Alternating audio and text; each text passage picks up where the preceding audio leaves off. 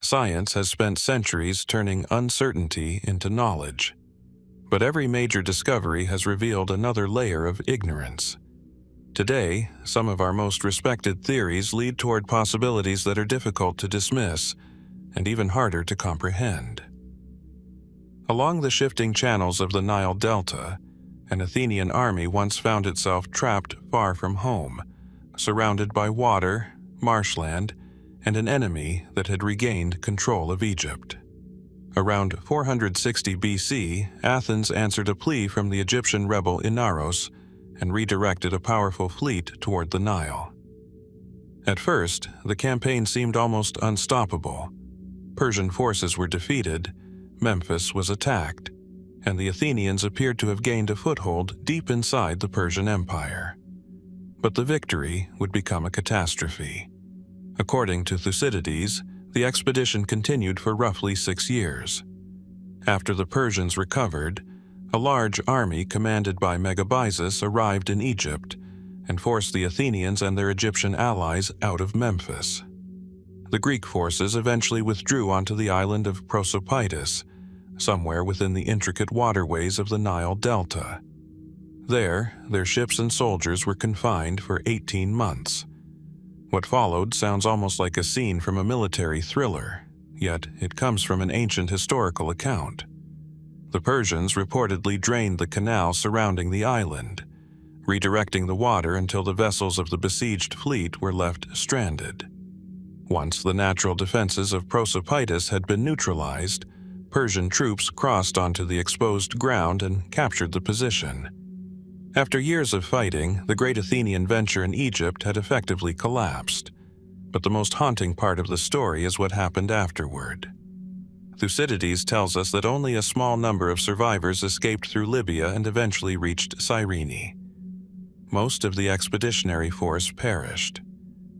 Even worse, another Athenian relief squadron of 50 ships arrived at the Mendesian mouth of the Nile without knowing that the main army had already been destroyed. Caught between Persian troops on land and a Phoenician fleet at sea, much of this second force was also annihilated. For Athens, this was more than a failed campaign. It was a military disaster on a scale that exposed the limits of Athenian power. Modern historians still debate the expedition's exact size and losses, partly because the surviving ancient accounts do not provide a complete record. The famous figure of 200 ships refers to the force initially redirected toward Egypt, but how many remained by the final stages is uncertain. And this is where the mystery begins. Why did Athens commit so heavily to Egypt?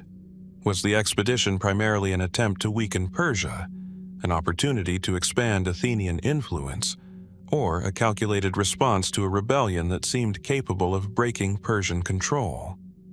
Recent scholarship has emphasized that Athens was pursuing a wider strategic vision across the eastern Mediterranean, making Egypt far more than a distant military adventure. There is another unsettling question.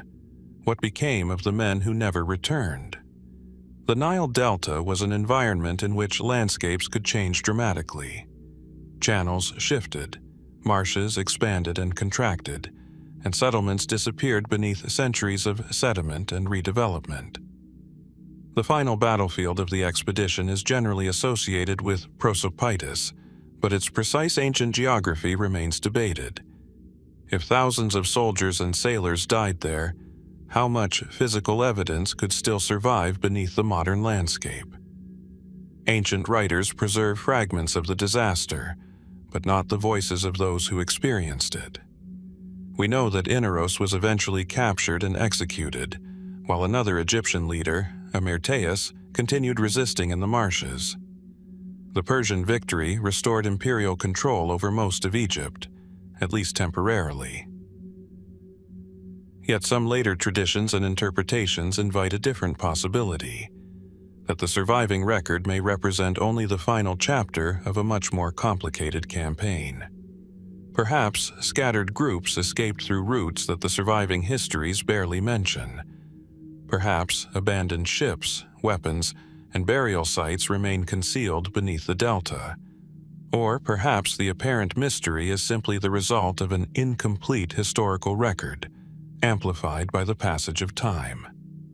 There is no reliable evidence for a secret fate beyond what the ancient sources describe, and no confirmed archaeological discovery has revealed the expedition's entire lost story. What we possess instead is a disturbing outline: an immense fleet entering Egypt, victories that seem to promise success, a prolonged siege, stranded ships, and thousands of men who vanished from the historical record. Somewhere beneath the waterways and fields of the Nile Delta, the final traces of that campaign may still lie unseen. And if the ancient accounts preserved only what their authors were able to learn, how much of the Athenian expedition might have disappeared forever with the men who never made it home? The road eastward from Cunaxa was not a road at all, but a vast and merciless plain beneath the Mesopotamian sky. Dust clung to the armor of exhausted soldiers, while the Euphrates shimmered somewhere beyond the horizon. The great battle of 401 BC had ended, yet for the Greek mercenaries who had marched deep into the Persian Empire, the real nightmare was only beginning. Their commander, Cyrus the Younger, was dead, their purpose had collapsed, and suddenly thousands of Greeks stood stranded in hostile territory, surrounded by an empire they had just fought. The surviving Greek forces still possessed their weapons, discipline, and a formidable reputation. Their generals believed they could negotiate a safe withdrawal. Artaxerxes II, now firmly established as king of Persia, appeared willing to communicate. The Greeks were invited to meet Persian representatives and discuss provisions, supplies, and a route home. What happened next became one of the most disturbing episodes recorded by Xenophon. The Greek commanders entered the Persian camp under assurances of negotiation. Among them were Clearchus of Sparta, Proxenus of Boeotia, Aegeus of Arcadia, Socrates of Achaea, and Meno of Thessaly. They were not anonymous officers. These men commanded the surviving Greek divisions and represented the fragile authority holding the army together. None of them returned. According to Xenophon, the commanders were seized and taken before Artaxerxes, where they were executed. Their deaths left the Greek army leaderless, hundreds of miles from the sea, and surrounded by an enemy whose intentions had suddenly become terrifyingly clear. But who betrayed them? The simplest explanation places responsibility upon Tissaphernes, the Persian satrap who had previously dealt with Cyrus, and who now possessed strong reasons to eliminate the Greek commanders. The Greeks had demonstrated at Cunaxa that they could fight effectively against Persian forces. As long as their officers remained alive, the army could remain organized, negotiate from strength, and potentially become a dangerous force wandering through imperial territory. Tissaphernes, therefore, had an obvious motive. Yet motive is not proof. Xenophon describes the Persian invitation as an act of deception, but even his account leaves unanswered questions. Did Tissaphernes independently devise the trap? Was the arrest ordered directly by Artaxerxes? Or did the Persian court see the Greek commanders as an immediate strategic threat and authorize their removal through a carefully constructed negotiation? There was another complication. Meno, one of the Greek commanders, appears in Xenophon's narrative under a darker shadow than the others. Xenophon later presents him as a man of questionable character, suggesting that he had maintained a separate relationship with the Persian satrap and had betrayed Clearchus in particular. Ancient accounts therefore preserve the possibility that divisions existed inside the Greek command before the final catastrophe. But how much of this portrait reflects what actually happened? Xenophon was not merely an observer. He was one of the surviving participants in the expedition, and his account of the retreat, the Anabasis, became the principal source for the episode. His perspective is invaluable, yet it is also personal. He portrays certain figures with admiration and others with suspicion. The image of Meno as a treacherous opportunist may contain genuine memory, political judgment, or both.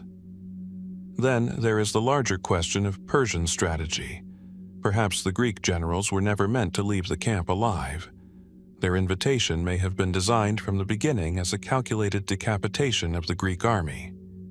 Remove its commanders, disrupt its hierarchy, and allow the surrounding empire to deal with a disorganized force. If that was the plan, it was remarkably effective.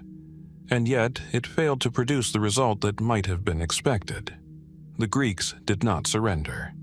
Instead, the surviving soldiers gathered together in shock and elected new commanders.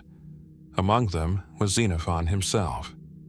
The army began its extraordinary retreat toward the Black Sea, fighting through mountains, rivers, hostile populations, hunger, cold, and exhaustion.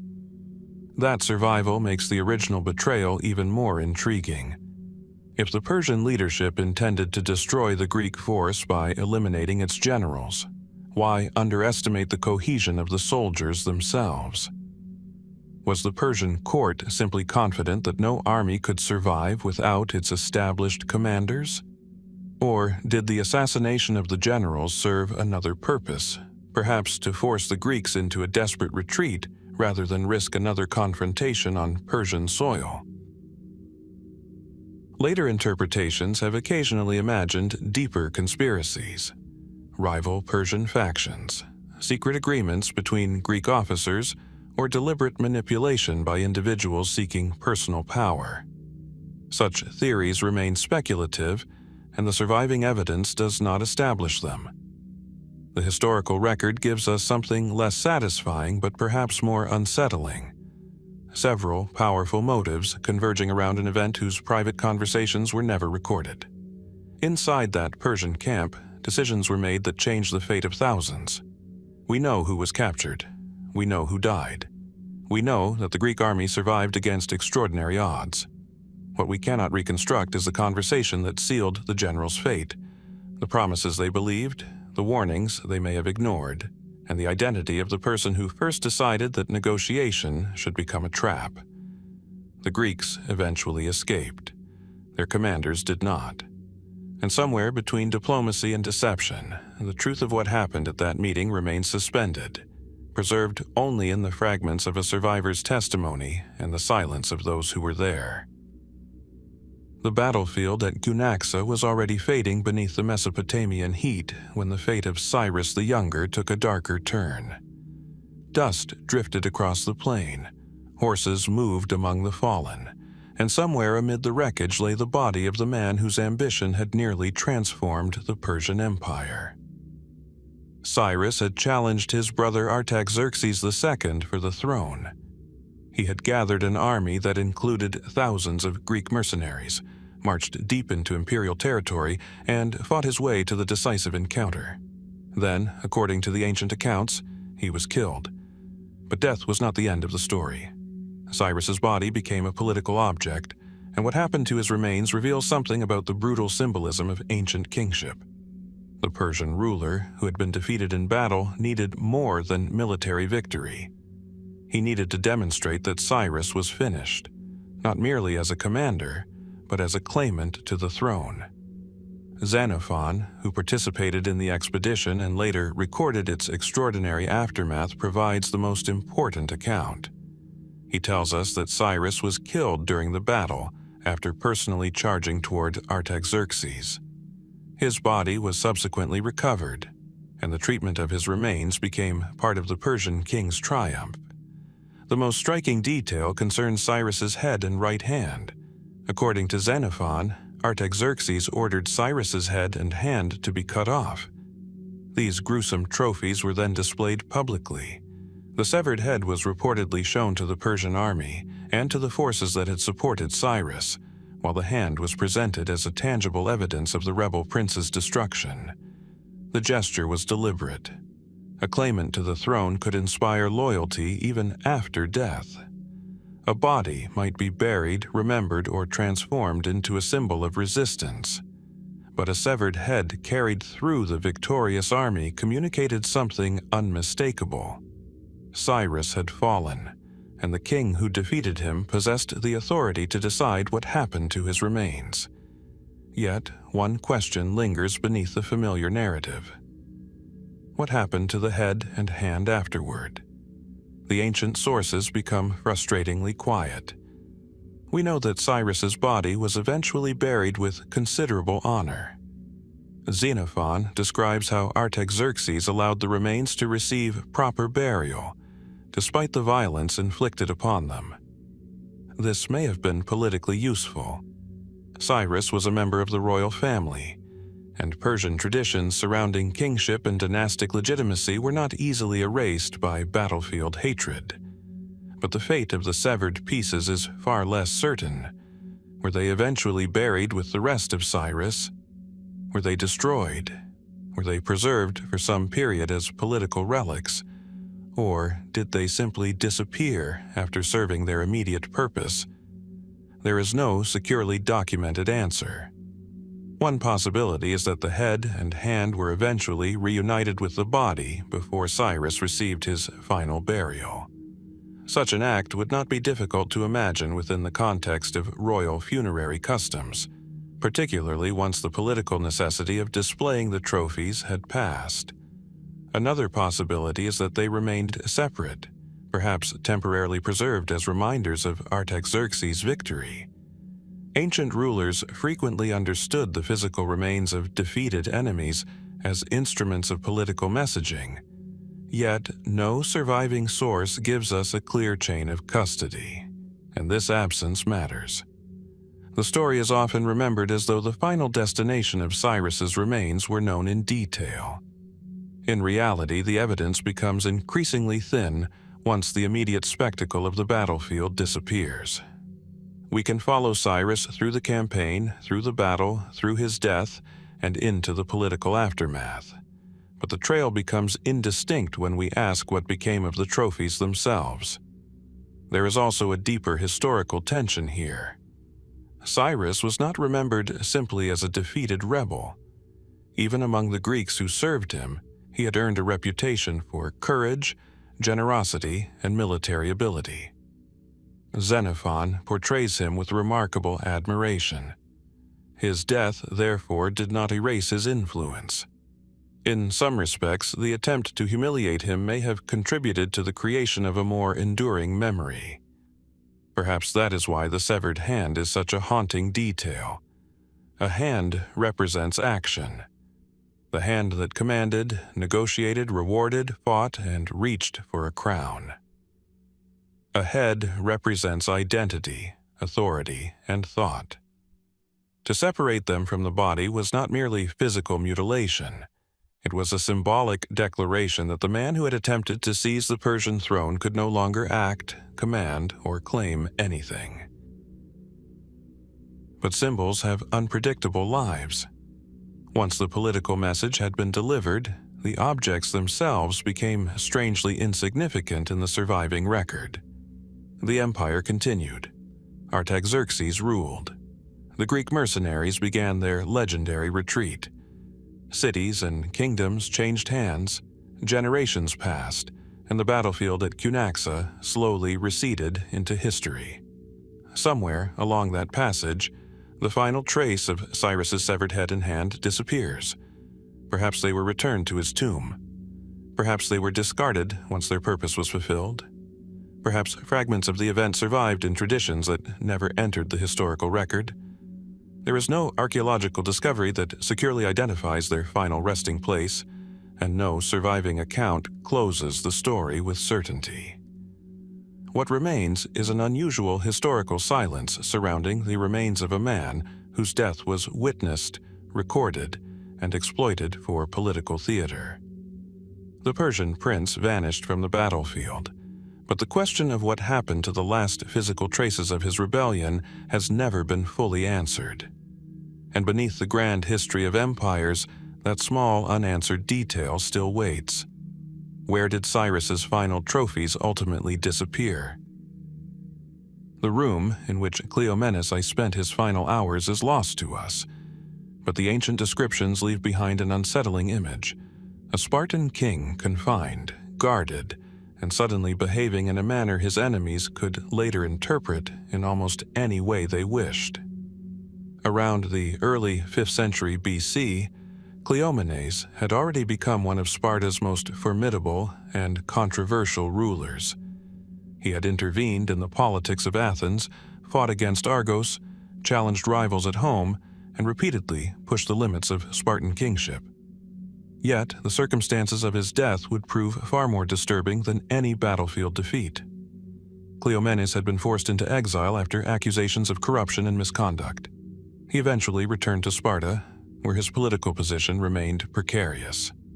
Herodotus, our principal ancient source, tells us that the Spartans initially considered him mentally disturbed. He was placed under guard, and relatives were assigned to watch him. Then came the extraordinary account of his final moments. According to Herodotus, Cleomenes obtained a knife from one of his guards. He began cutting his own body, first along the legs, then upward across the torso, continuing until the wounds reached his abdomen. The description is graphic, almost clinical in its precision. Eventually, the king died from the injuries. But Herodotus does not present this simply as a straightforward case of suicide. He tells us that the Spartans themselves claimed Cleomenes had become insane because of his actions and excesses. Yet Herodotus also records another explanation, that his political enemies had driven him to madness, or, according to the darker interpretation, that the king had been deliberately killed. That uncertainty has followed Cleomenes for more than 2,000 years. Who benefited from his death? Cleomenes had accumulated powerful enemies. His career had repeatedly brought him into conflict with other political figures, both inside Sparta and beyond it. He had also played a decisive role in the deposition of rulers and the manipulation of political affairs. Such a man could be useful while powerful and dangerous once weakened. There was also the question of Argos. Cleomenes had defeated the Argives in one of Sparta's most consequential military victories, but Herodotus later connects him to a controversy surrounding the destruction of an Argive force. The precise circumstances became politically charged, and accusations against the king eventually contributed to his downfall. Could these conflicts have created a motive for eliminating him? Possibly. But motive alone cannot establish murder. The most striking problem lies in the ancient diagnosis of madness. Herodotus describes Cleomenes as displaying increasingly erratic behavior, including violent and bizarre conduct toward others. To an ancient observer, such actions could readily be interpreted as divine punishment, possession, moral corruption, or insanity. Modern readers, however, must be cautious. We do not possess a medical examination, independent testimony, or a reliable account of his condition before confinement.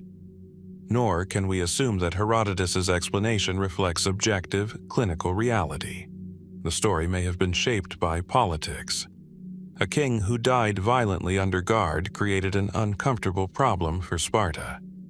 If Cleomenes had been murdered, responsibility could fall upon those who controlled him. Declaring him insane offered a far safer explanation. A mentally unstable king who destroyed himself could be mourned, condemned, or forgotten without requiring anyone to answer difficult questions about the circumstances of his confinement. But there is another possibility. Cleomenes may genuinely have suffered a severe psychological or neurological disturbance.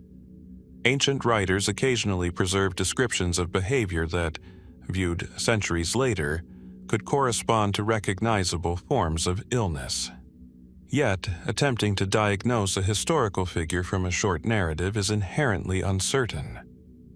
The symptoms described by Herodotus are filtered through cultural beliefs, political storytelling, and the limitations of ancient medicine. Then there is the strangest detail of all, the manner of death itself. If Cleomenes truly chose suicide, why such an extraordinarily prolonged method? Was the violence an expression of profound mental disturbance? Was the ancient account exaggerated to emphasize his supposed madness? Or could the description conceal something that happened behind closed doors, where witnesses were few and political explanations were plentiful? Some later interpretations have suggested poisoning, deliberate mutilation by others, or a conspiracy involving Spartan elites. None of these theories can be securely established from the surviving evidence. The traditional account remains the ancient testimony of Herodotus, while the more sinister possibilities emerge largely from the gaps surrounding it. And those gaps are considerable. We do not know precisely what Cleomenes experienced during his final confinement. We cannot hear the conversations between his guards and relatives. We cannot determine whether his behavior changed gradually or suddenly. Most importantly, we cannot independently verify the circumstances described by Herodotus. His death, therefore, occupies an uncomfortable space between history and uncertainty.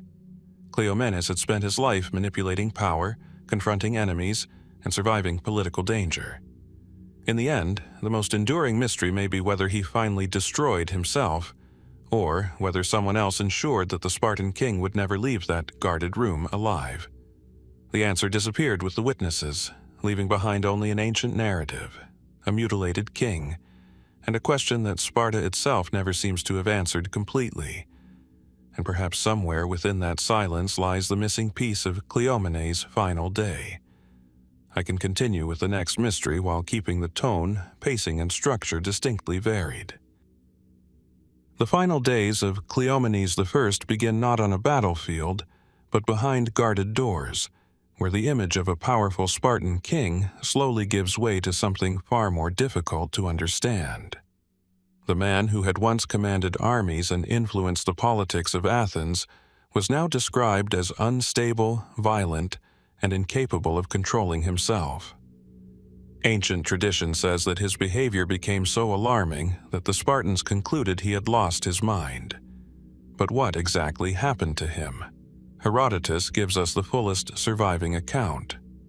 He describes Cleomenes after his return to Sparta as behaving in ways that appeared profoundly abnormal. The king reportedly attacked people he encountered, threatened others, and displayed conduct that his contemporaries interpreted as madness. Eventually, his relatives and political associates confined him under guard. Yet Herodotus does something unusual. He does not simply state that Cleomenes was insane, he presents explanations. One Spartan explanation was that Cleomenes had become mentally disturbed because of his own excesses. Another possibility, preserved by Herodotus, was that his condition had been connected to his earlier encounters with the outside world. There was even a political dimension. Some Spartans believed that Cleomenes had been punished by the gods for his actions. For an ancient Greek audience, madness did not necessarily belong to the purely medical world. It could be understood as divine retribution, moral consequence, possession, or the visible punishment of someone who had violated an accepted order. And Cleomenes had certainly accumulated reasons for suspicion. His political career was unusually aggressive. He had intervened in Athens, helped overthrow the tyrant Hippias, fought Argos, and repeatedly challenged political opponents. He was not simply a king who ruled quietly within Sparta's traditional framework.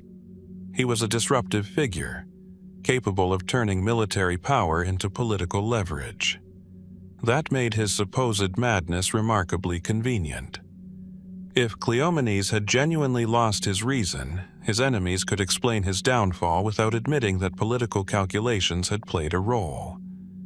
A dangerous king could become a sick king. A rival could become a madman.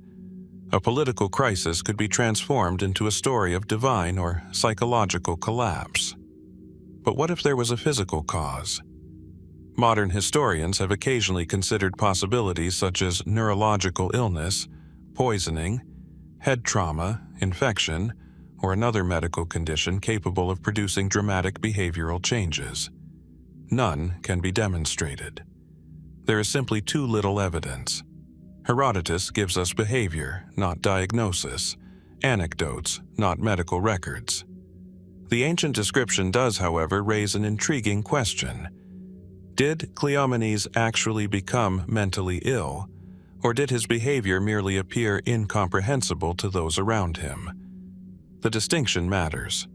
A ruler behaving violently may have been suffering from a genuine disorder, but a ruler imprisoned after years of political conflict could also behave unpredictably because of fear, isolation, humiliation, or physical deterioration.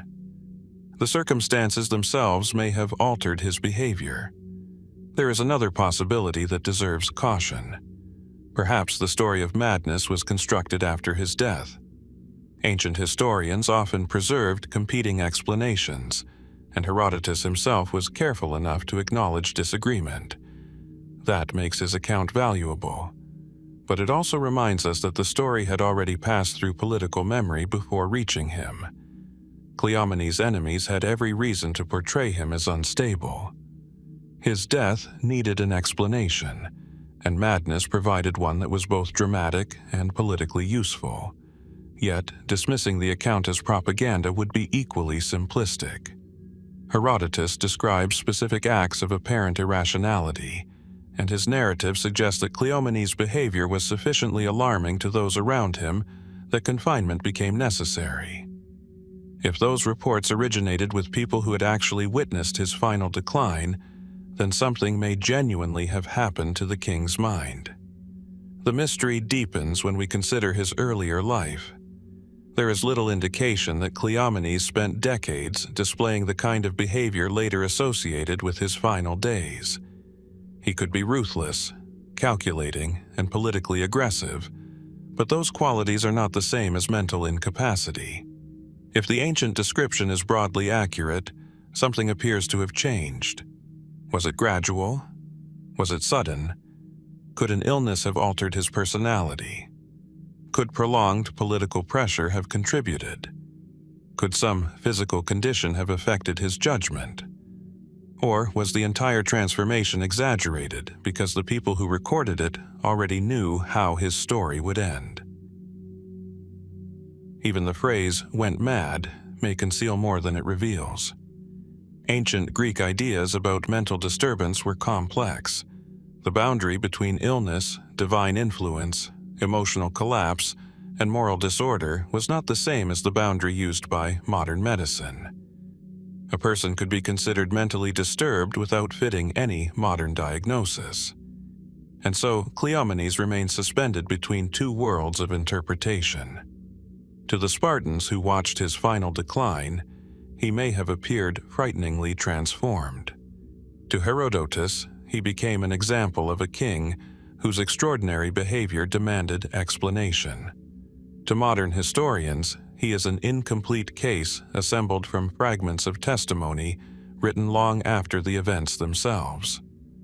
Then comes the final, disturbing detail. The man declared insane was placed under guard, and shortly afterward he died from horrific, self-inflicted wounds. His death reinforced the image of madness that had already surrounded him. But it also created a circular mystery. Because he died violently, his behavior could be interpreted as evidence of insanity. Because he was considered insane, his violent death could be accepted as the natural consequence. Perhaps that interpretation was correct. Perhaps something very different occurred behind those guarded doors.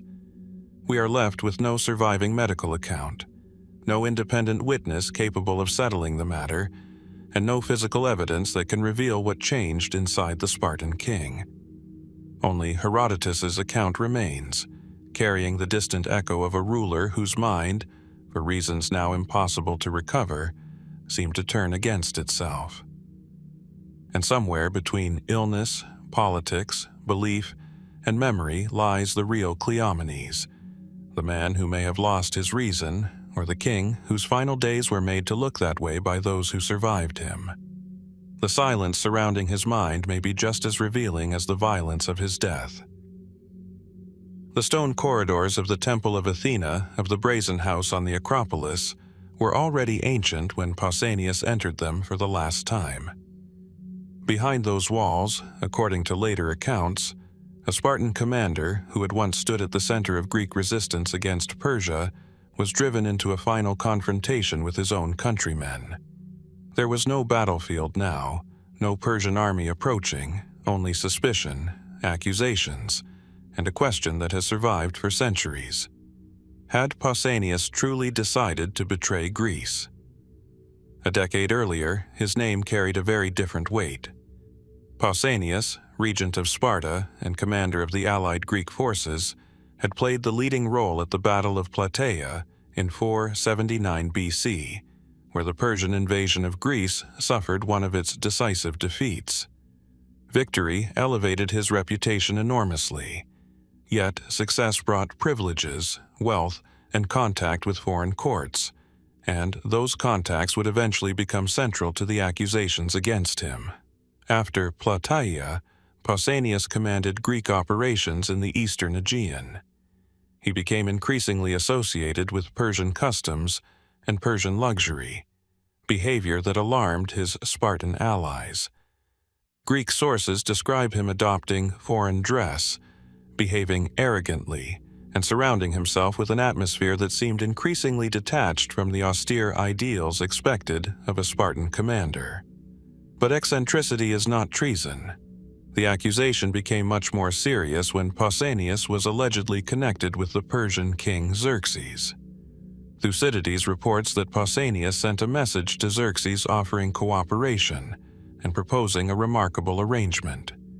He would help bring Sparta and Greece under Persian influence in exchange for rewards, including marriage into the Persian royal family. If true, this was not a momentary lapse in judgment. It was a potential act of political betrayal on an extraordinary scale. Yet, the evidence deserves careful attention. Much of what we know comes from Thucydides, whose account is detailed but not free from complexity. He tells us that the Spartans eventually recalled Pausanias after receiving accusations. At first, the evidence against him was insufficient. He was not immediately convicted. Later, however, additional information emerged, including testimony involving a Helot messenger who claimed to have carried secret communications for Pausanias. According to the account, Pausanias had promised freedom to Helots who supported his plans. That detail transformed the case. The Spartans were not merely confronting a commander who admired Persian culture.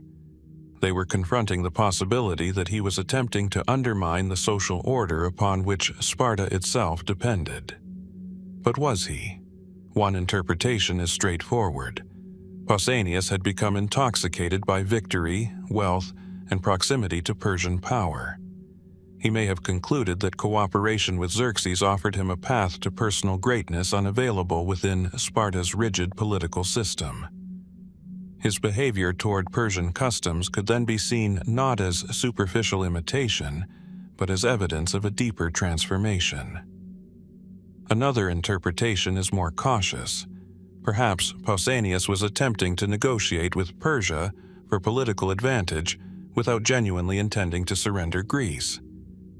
Diplomacy in the ancient world could be deliberately ambiguous.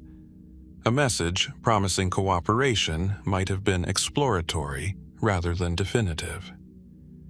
The surviving sources do not preserve Pausanias' own explanation in enough detail to settle the question.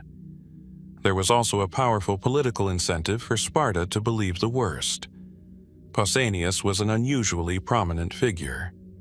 His reputation, independent ambitions, and connections abroad could make him dangerous even if his intentions were less dramatic than the accusations suggested. Removing him from power would protect the authority of the Spartan state. Then came the final confrontation. After further accusations, Pausanias reportedly fled to the temple of Athena of the Brazen House, seeking sanctuary. The Spartans discovered him there. Rather than violate the sacred protection of the temple by killing him directly, they sealed the entrance and prevented his escape. Inside, the former commander slowly died of starvation. It is one of the most haunting endings attached to any Greek military leader of the Persian Wars. A man celebrated for helping save Greece was left to perish within a sacred space, surrounded not by enemies but by the people who had once trusted him. And yet, even here, uncertainty remains. Was Pausanias genuinely plotting with Persia?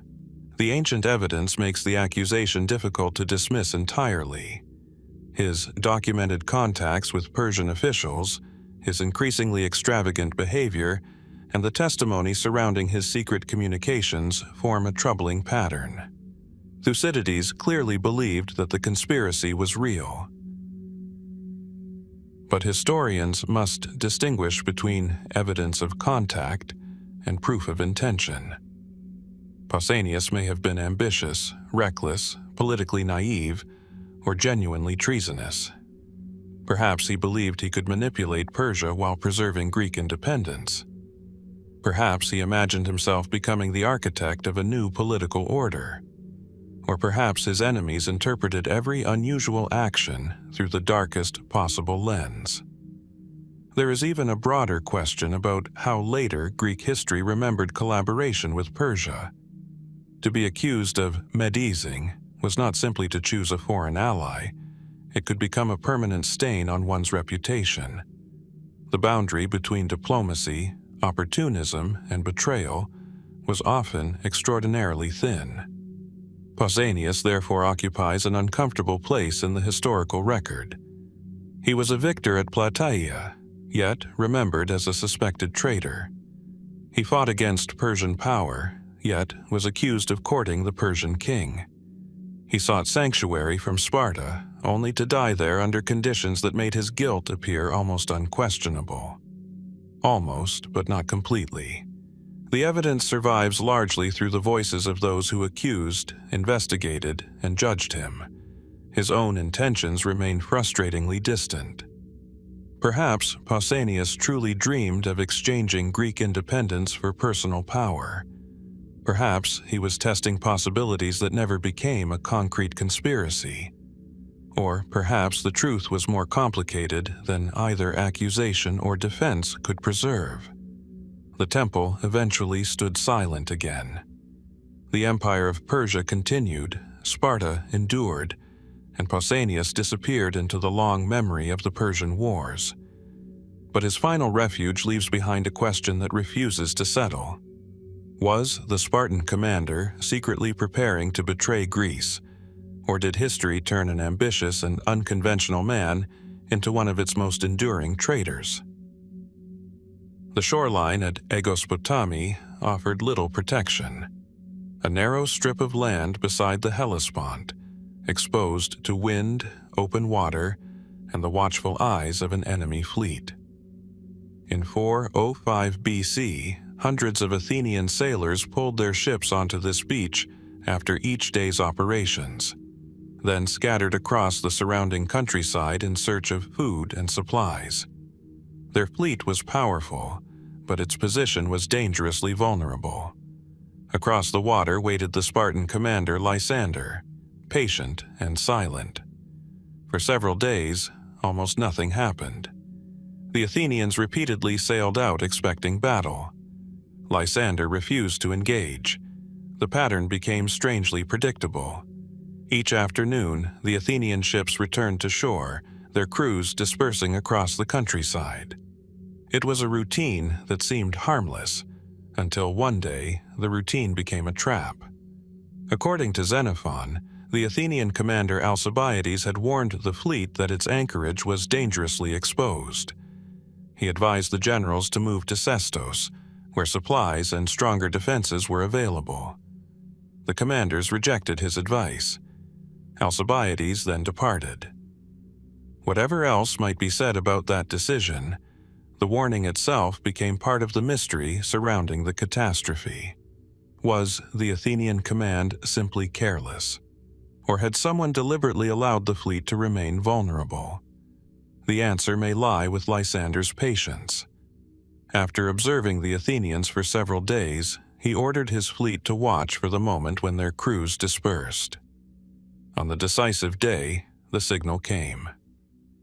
The Spartan ships crossed the Hellespont rapidly, finding the Athenian fleet almost completely unprepared. Most of the ships were captured without a serious battle. Only a handful escaped. The disaster was catastrophic because the Athenian navy was not merely a military force. It was the foundation of Athens' ability to receive food, maintain its empire, and resist Sparta. Once the fleet at Aegospotami disappeared, the road to the final siege of Athens was effectively open. But who betrayed them? The conventional explanation requires no hidden conspirator. The Athenians had become complacent. Their commanders repeatedly ignored warnings, allowed their crews to scatter, and failed to establish adequate defenses. Lysander simply recognized the pattern and exploited it with extraordinary discipline. Yet, ancient history rarely leaves the matter so cleanly arranged. There were multiple Athenian commanders at Aegospotami, and their decisions were not always unified. The fleet was operating under difficult conditions, far from Athens, while political rivalries and shortages of money and supplies weakened its position. Some sources suggest that the general struggled to maintain discipline among sailors who needed to search for food each day. Still, one detail remains uncomfortable. Why did the Athenians continue repeating the same routine after Lysander had refused battle several times? They had seen the Spartan fleet remain inactive. They knew an enemy commander was watching them. They had been warned that their position was exposed. Yet, the same pattern continued until the opportunity for disaster became almost perfect. Perhaps the explanation is simply human. Repeatedly waiting for an enemy to attack can create false confidence. When nothing happens on the first day, caution begins to feel unnecessary. On the second day, the routine becomes familiar. By the fourth, it may feel almost inevitable that tomorrow will resemble today. Lysander understood this psychology, but later traditions have sometimes encouraged darker interpretations. Could a commander have deliberately weakened Athenian readiness? Could political factions within Athens have seen defeat as a means of ending the war or removing rivals? Could someone have secretly communicated the fleet's habits to Lysander? There is no reliable evidence establishing such a conspiracy. The Spartans already possessed ample opportunity to observe the Athenian movements directly. Their fleet was positioned nearby, and the repeated pattern was visible to anyone paying attention. A secret informant was therefore unnecessary to explain the attack. Yet, the possibility is difficult to erase completely because the consequences were so enormous. After the defeat, the Spartan forces captured thousands of Athenian and allied sailors. Ancient sources describe a grim aftermath in which the prisoners were executed, while only a small number of Athenians escaped. The fleet that had once carried Athens' power across the Aegean was effectively gone. And then came the final collapse. Without naval protection, Athens could no longer depend upon its maritime supply routes. Lysander moved against the city, while Spartan forces closed in. After a prolonged siege, Athens surrendered in 404 BC. The Peloponnesian War had ended. Looking backward, Aegospotami can appear almost inevitable, as though the entire conflict had been moving toward that beach. But history rarely feels inevitable to the people living through it.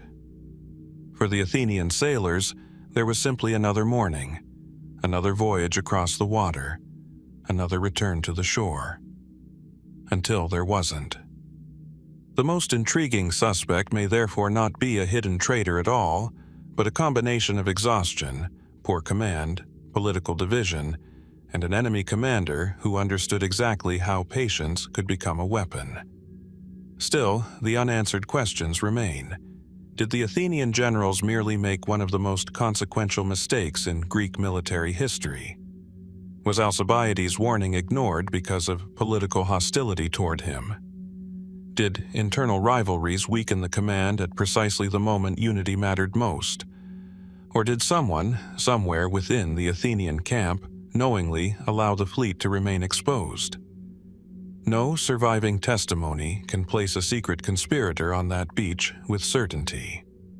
What remains is a shoreline, a fleet caught unprepared, and a silence between the surviving accounts where a different story might once have existed. Perhaps Aegospotami was simply the triumph of patience over complacency, or perhaps the decisive betrayal occurred long before the first Spartan ship crossed the water, inside the decisions that made the Athenian fleet so vulnerable in the first place.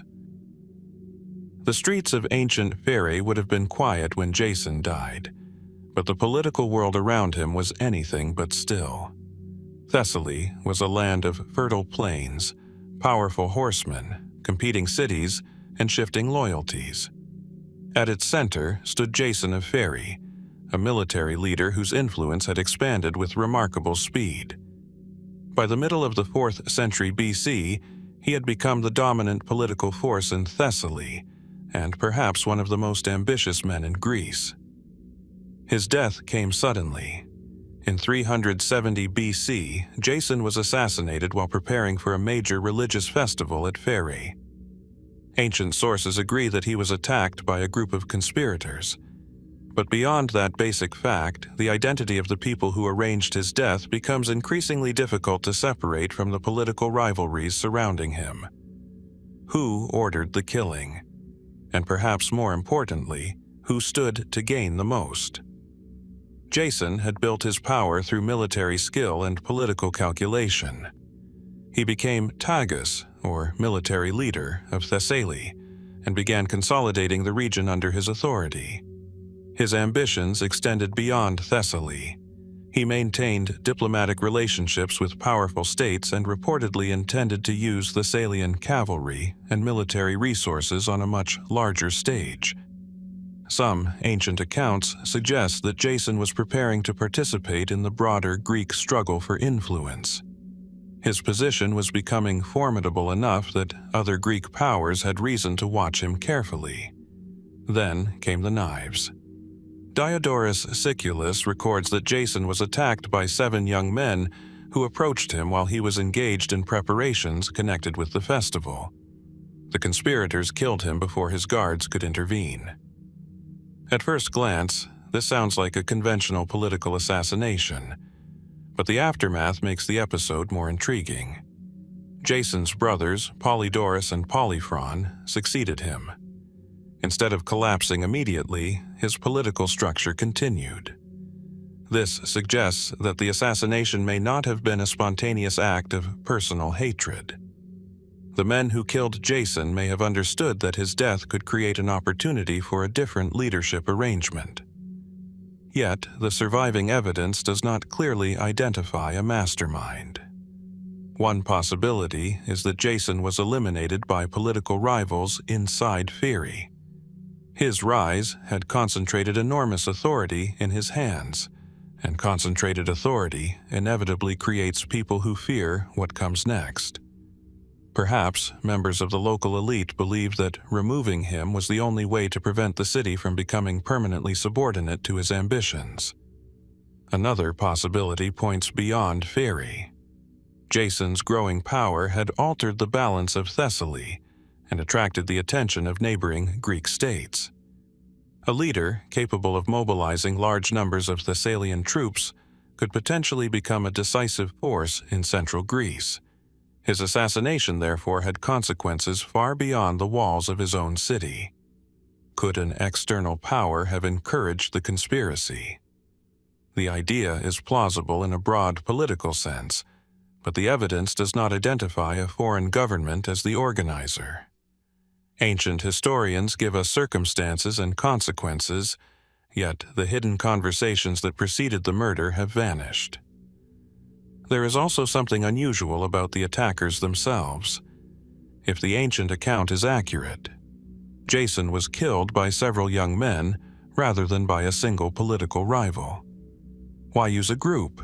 Was this intended to increase the likelihood of success?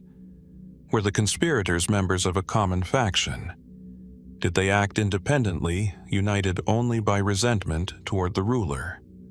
The sources leave those questions largely untouched. And then there is the timing.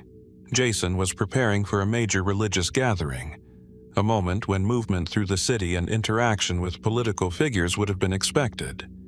Such an occasion could provide both opportunity and concealment. Crowds create confusion. Ceremonial activity distracts guards. Powerful men become temporarily accessible. Perhaps the assassin simply recognized the perfect moment. But there is another layer to the story. Jason's death did not produce the political liberation his killers might have expected. His brothers continued to rule, and Thessalian power remained significant. If the objective was to dismantle Jason's political system completely, the assassination achieved remarkably little. Unless the intended target was not the system, but Jason himself. His personality may have been central to the political structure he created.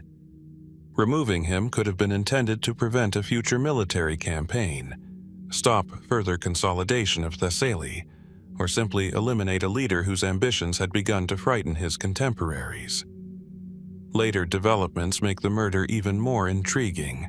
Polyphron eventually killed his own brother Polydorus and became sole ruler, only to be assassinated himself not long afterward.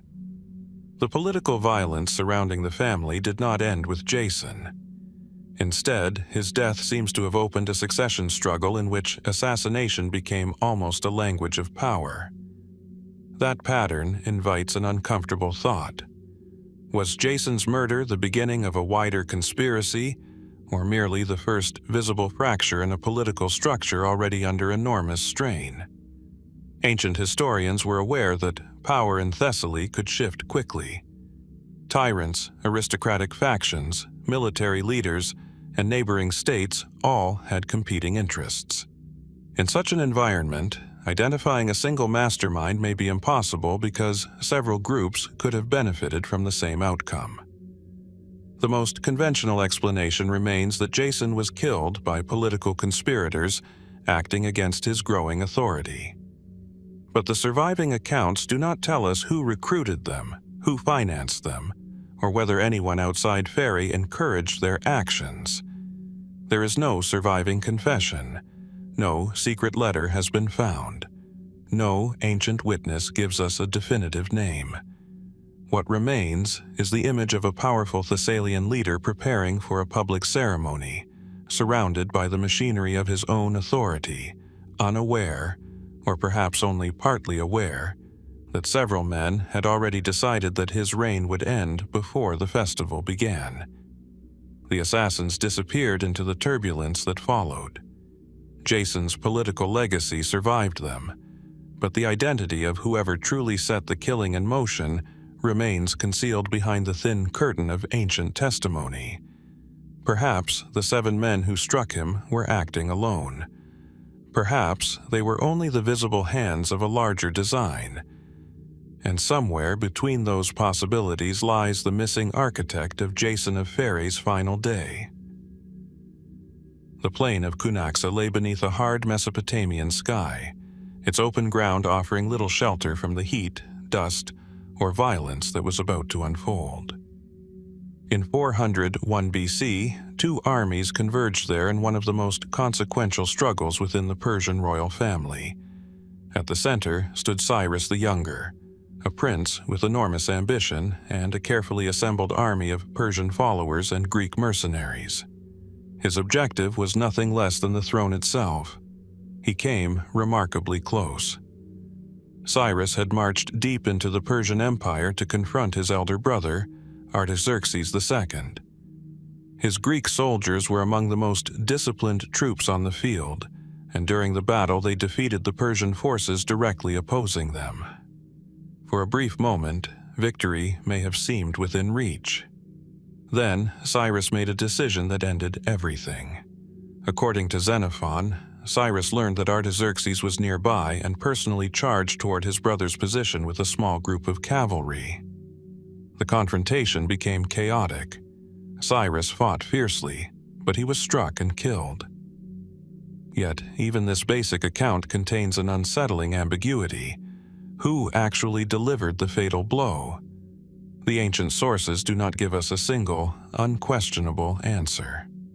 Xenophon states that Cyrus was killed while attacking Artaxerxes and describes a wound that proved fatal. But other ancient traditions preserve different versions of the event. Ctesias, a Greek physician who was present in the Persian camp and claimed knowledge of the royal court, offered an account in which the circumstances of Cyrus's death differed significantly. One version associates the fatal wound with Artaxerxes himself. Another tradition attributes it to a Persian soldier named Mithridates, who later became embroiled in a dispute over recognition for the killing. The uncertainty is striking because the identity of the man who killed Cyrus mattered enormously. If Artaxerxes himself had killed his younger brother, the death could be portrayed as the direct victory of the legitimate king over a rebel claimant. But if an ordinary soldier delivered the fatal wound, then the story became more complicated. Cyrus had been defeated not by a dramatic royal duel, but amid the confusion of a massive battlefield. Ctesias' account introduces precisely this kind of complication. According to the tradition he preserves, Mithridates claimed that he had killed Cyrus. Artaxerxes reportedly became furious when the soldier took credit for the deed. The king insisted that Cyrus had been killed by him, and Mithridates was eventually punished in a gruesome manner. Why would a king care so much about controlling the story? Because battlefield deaths are not merely physical events. They can become political symbols. Artaxerxes needed to establish that his victory was complete and legitimate. Cyrus had gathered an army, challenged the succession, and come dangerously close to defeating the reigning monarch. The manner of his death could therefore shape how the entire conflict was remembered. If the king himself had struck down his rival, the narrative was simple. But if Cyrus had been killed by another man, the victory belonged to the chaos of battle rather than to the personal strength of the monarch. Perhaps this explains the conflicting traditions. Yet there is another possibility. The confusion may simply reflect the nature of ancient warfare. Battles were violent, fast-moving, and poorly documented by modern standards. Witnesses saw fragments. Different observers stood at different distances. A soldier could know who fell without knowing precisely who struck the fatal blow. Xenophon himself was not standing beside Cyrus when the prince died. His account was based on information available to him after the battle, much of it filtered through surviving participants. Ctesias had access to the Persian court, but his work survives only in fragments and quotations by later authors. Neither source gives us an independent forensic record. Then comes the darker question. Was Cyrus deliberately drawn into the position where he could be killed? It is difficult to establish such a theory. Cyrus chose to attack when he saw Artaxerxes, and his own ambition clearly placed him in extraordinary danger. Yet, the possibility of deliberate manipulation cannot be completely explored because we lack the private communications surrounding the final confrontation. Did someone encourage Cyrus to believe his brother was vulnerable? Did a Persian commander deliberately expose Artaxerxes to provoke the attack? Or did Cyrus simply see an opportunity and act with the confidence of a prince accustomed to taking enormous risks? The conventional explanation requires no conspiracy.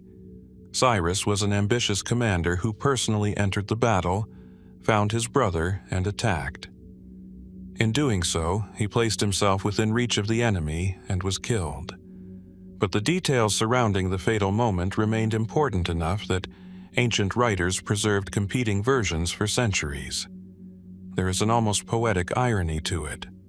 Cyrus spent months preparing for a war that would determine who ruled the Persian Empire. He assembled troops, crossed rivers, negotiated alliances, and marched across enormous distances. Yet, the final decision was reduced to a few moments on an open battlefield. His army survived him.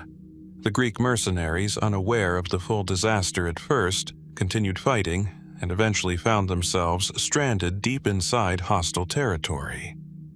Their extraordinary retreat became one of the great military stories preserved by Xenophon. Cyrus, however, was gone. His body was later recovered, and Artaxerxes ordered his remains treated with royal dignity after displaying his severed head and hand. The political theater surrounding his corpse suggests that the Persian king understood the importance of controlling not only the battlefield, but also the memory of what had happened there. And perhaps that is why the identity of Cyrus's killer remains so compelling. The ancient sources agree on the broad outline. Cyrus challenged his brother, reached him at Cunaxa, and died during the confrontation. Beyond that point, certainty dissolves into competing testimonies. Was he killed directly by Artaxerxes? Did Mithridates strike the fatal blow? Was the wound delivered by another soldier whose name vanished from history? Or did the battlefield itself erase the final sequence of events so completely that no surviving witness could reconstruct it with confidence? More than 2,000 years later, the answer remains buried beneath the dust of Cunaxa. The Persian prince who nearly seized an empire left behind an extraordinary legacy. But the precise hand that ended his life remains one of the smallest, darkest gaps in the story. And perhaps that final uncertainty is fitting. Cyrus spent his last moments reaching for a crown. History remembers the ambition, the army, and the rebellion. The exact instant when ambition became death belongs to a battlefield that can no longer speak. A manuscript lies open on an imagined desk, its final pages carrying the weight of a war that was still unfinished. There is no final farewell from its author, no account of his last years, no explanation of why the narrative stops where it does. Only a sudden silence.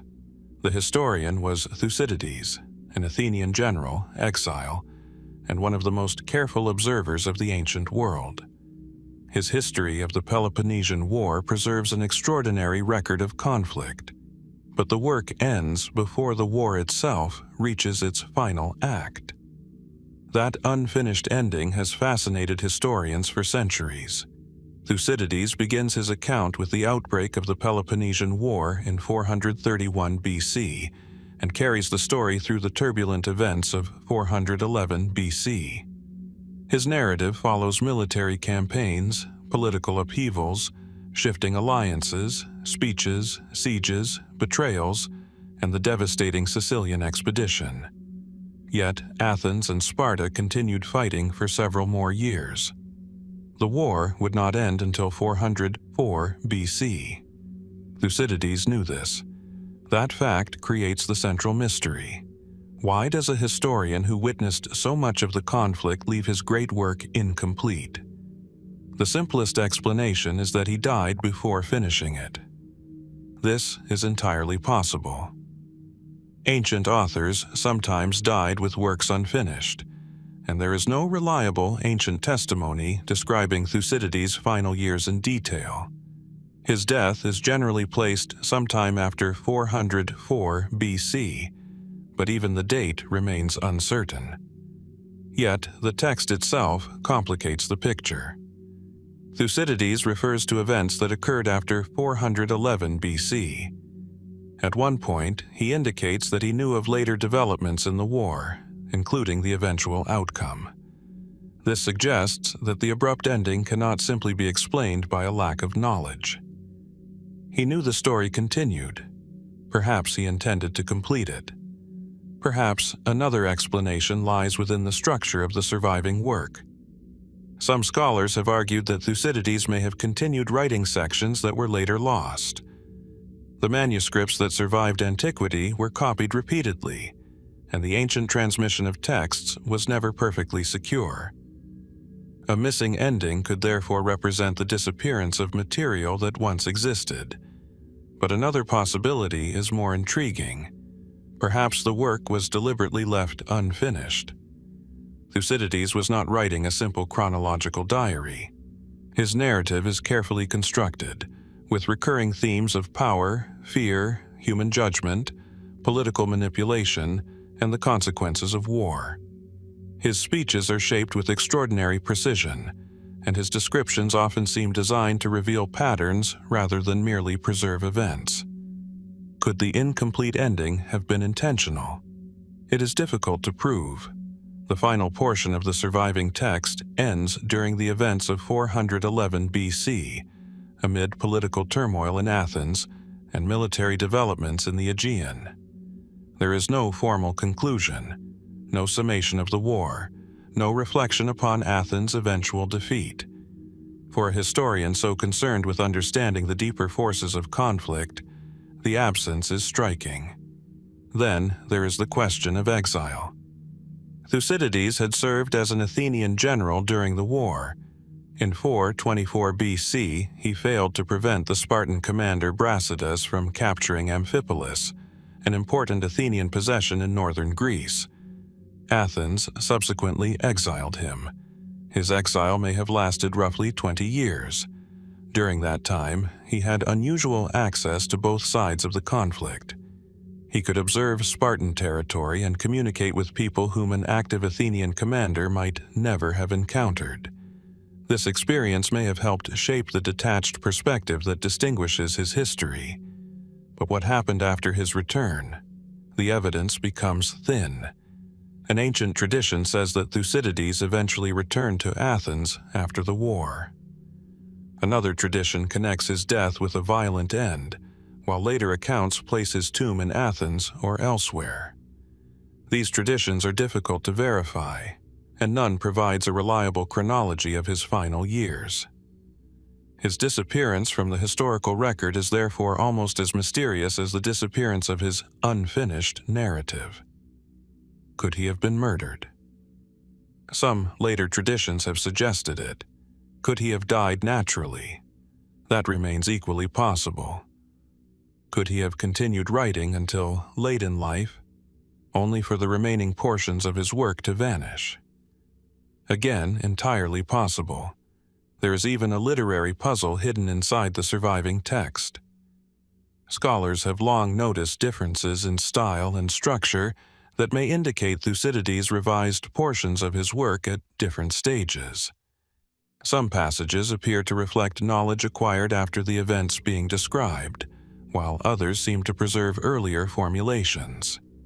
Perhaps the manuscript we possess is not the final form Thucydides intended. Maybe we are reading a work caught halfway through its own transformation. That possibility changes the way the final pages feel. The abrupt ending may not represent the moment when Thucydides stopped writing. It may represent the moment when the chain of transmission stopped preserving what he wrote afterward. And yet, there is no definitive evidence for a lost continuation. The surviving manuscript tradition simply does not give us the missing chapters. What we do know is remarkable enough.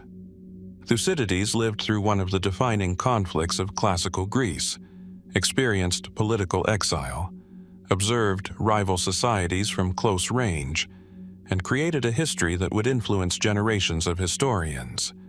But when his narrative reaches 411 BC, the voice becomes silent. The war continues without him. Athens suffers further defeats. Sparta gains the upper hand. The Athenian Empire collapses. In 404 BC, Athens surrenders. Yet Thucydides does not tell us. The historian who devoted himself to explaining how wars unfold leaves us without his account of the war's final years. It is almost as though the historical record itself has suffered a small disappearance. Perhaps Thucydides died before completing his masterpiece. Perhaps later chapters were lost. Perhaps revisions remained unfinished. Or perhaps circumstances now impossible to reconstruct prevented him from giving the story its final shape. We can follow his life only so far before the trail fades. And that may be the most haunting part. A man who believed that careful observation could preserve human experience for generations, left behind a history whose final pages may themselves have vanished into the very uncertainty he spent his life trying to overcome. Somewhere between the unfinished manuscript and the unknown circumstances of his final years, Thucydides disappears from view, and the silence that follows has remained unanswered ever since. The palace of Pherae was not merely a residence. It was the center of a fragile political world where power could change hands behind closed doors as quickly as it could on a battlefield. By the middle of the 4th century BC, Alexander of Pherae had transformed himself into one of the most feared rulers in Thessaly. His reign was marked by warfare, coercion, and a relentless struggle to maintain control. Yet in the end, the man who had survived enemies, rebellions, and foreign armies was killed not by an invading force, but by people who stood within his own household. The circumstances are preserved most clearly by Xenophon. Alexander had inherited the political legacy of his uncle Jason of Pherae, whose assassination had already plunged Thessaly into instability. Unlike Jason, Alexander ruled through intimidation. Ancient sources portray him as violent and deeply mistrusted, while his conflicts with neighboring powers made him a dangerous figure beyond Pherae itself. His greatest enemy was not always outside the city. Alexander's wife, Thebe, appears repeatedly in the ancient accounts as a woman living under extraordinary pressure. Xenophon describes her as increasingly fearful of her husband. Alexander reportedly kept her under close watch and surrounded himself with trusted guards, creating an atmosphere in which even members of his household could not move freely. Then came the night that ended his reign. According to Xenophon, Thebe entered Alexander's sleeping chamber accompanied by her 3 brothers. She first approached the bed and spoke with him, apparently concealing what was about to happen. The details are chilling precisely because they are so practical. Alexander was asleep or resting, while the conspirators prepared themselves nearby. Thebe reportedly feared that the tyrant might awaken. She is said to have removed his sword from beside the bed and hidden it beneath the bedding. Then, at the critical moment, the brothers attacked. Alexander was killed before he could properly defend himself. The scene sounds almost too carefully constructed to be accidental, but why did Thebe participate? The conventional explanation is fear. Alexander had become increasingly suspicious and violent, and Thebe may have believed that remaining married to him placed her own life in danger. Xenophon presents her as a woman who had reached the point where killing her husband seemed necessary for survival. Yet, political calculation cannot be separated from personal fear. Alexander's death would immediately alter the balance of power in Thessaly. His household was not simply a private family unit. It was part of a ruling structure surrounded by enemies and rivals. Removing him created opportunities for those who had suffered under his authority. Thebe, therefore, had reasons to fear Alexander, and reasons to imagine life without him. But there is an unsettling question beneath the familiar story. Did she act entirely on her own initiative? The 3 brothers who accompanied her suggest preparation. This was not an impulsive act carried out in a moment of rage. Someone had to decide that Alexander should die. Someone had to determine the timing. Someone had to make sure the conspirators could reach the ruler while he was vulnerable. Ancient accounts do not provide a complete record of their planning, nor do they reveal precisely how long Thebe had been considering the assassination. Perhaps the plot developed slowly as Alexander's paranoia intensified. Perhaps his own brutality created the conditions for his downfall. A ruler who trusted almost no one eventually found himself surrounded by people who had learned to conceal their intentions. There is also the possibility that Thebe's motives were more political than the surviving narrative suggests. Alexander's government had enemies across Thessaly. Athens and Thebes had interests in the region, and the growing power of Thessalian rulers had repeatedly drawn intervention from larger Greek states. A change of leadership at Pherae could therefore serve interests far beyond the palace. Still, there is no solid evidence that a foreign power ordered Alexander's assassination. The conspiracy may have been entirely domestic. That possibility is perhaps more disturbing. Alexander's greatest vulnerability may have been created by his own methods of rule. Constant surveillance, suspicion, punishment, and fear can produce a peculiar kind of political environment. Everyone appears loyal because everyone is afraid, while beneath that appearance, resentment quietly accumulates.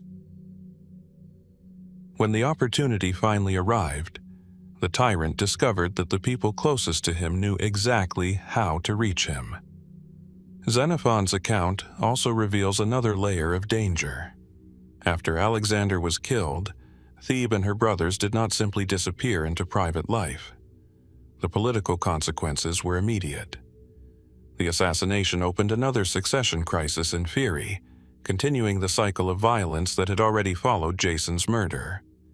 This raises a difficult question about the nature of the conspiracy. Was Alexander killed because his family genuinely wanted freedom from a tyrant? Or did they recognize that his death offered a path toward their own political power? Perhaps both motives were inseparable. In ancient politics, personal survival and political ambition often occupied the same space. A woman protecting herself from an abusive ruler could simultaneously become an architect of regime change. Brothers, acting to defend their sister, could also understand that the ruler's removal would transform their own fortunes. The sources leave us with no private testimony from Thebe herself. We do not know what she truly felt as she entered Alexander's chamber.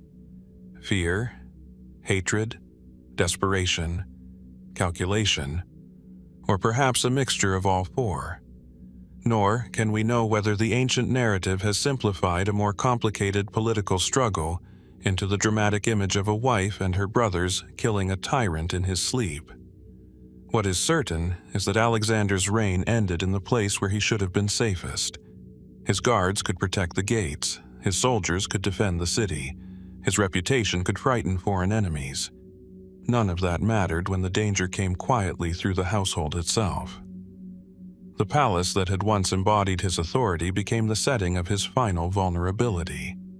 And after the killing, the question was no longer whether Alexander would survive. It was whether those who had destroyed him could control the consequences. The family had broken the tyrant's power in a single night, but whether they had acted for liberation, revenge, or a carefully calculated seizure of influence remains buried behind the silence of the ancient household. Perhaps the most unsettling possibility is that Alexander's murder required no grand conspiracy at all.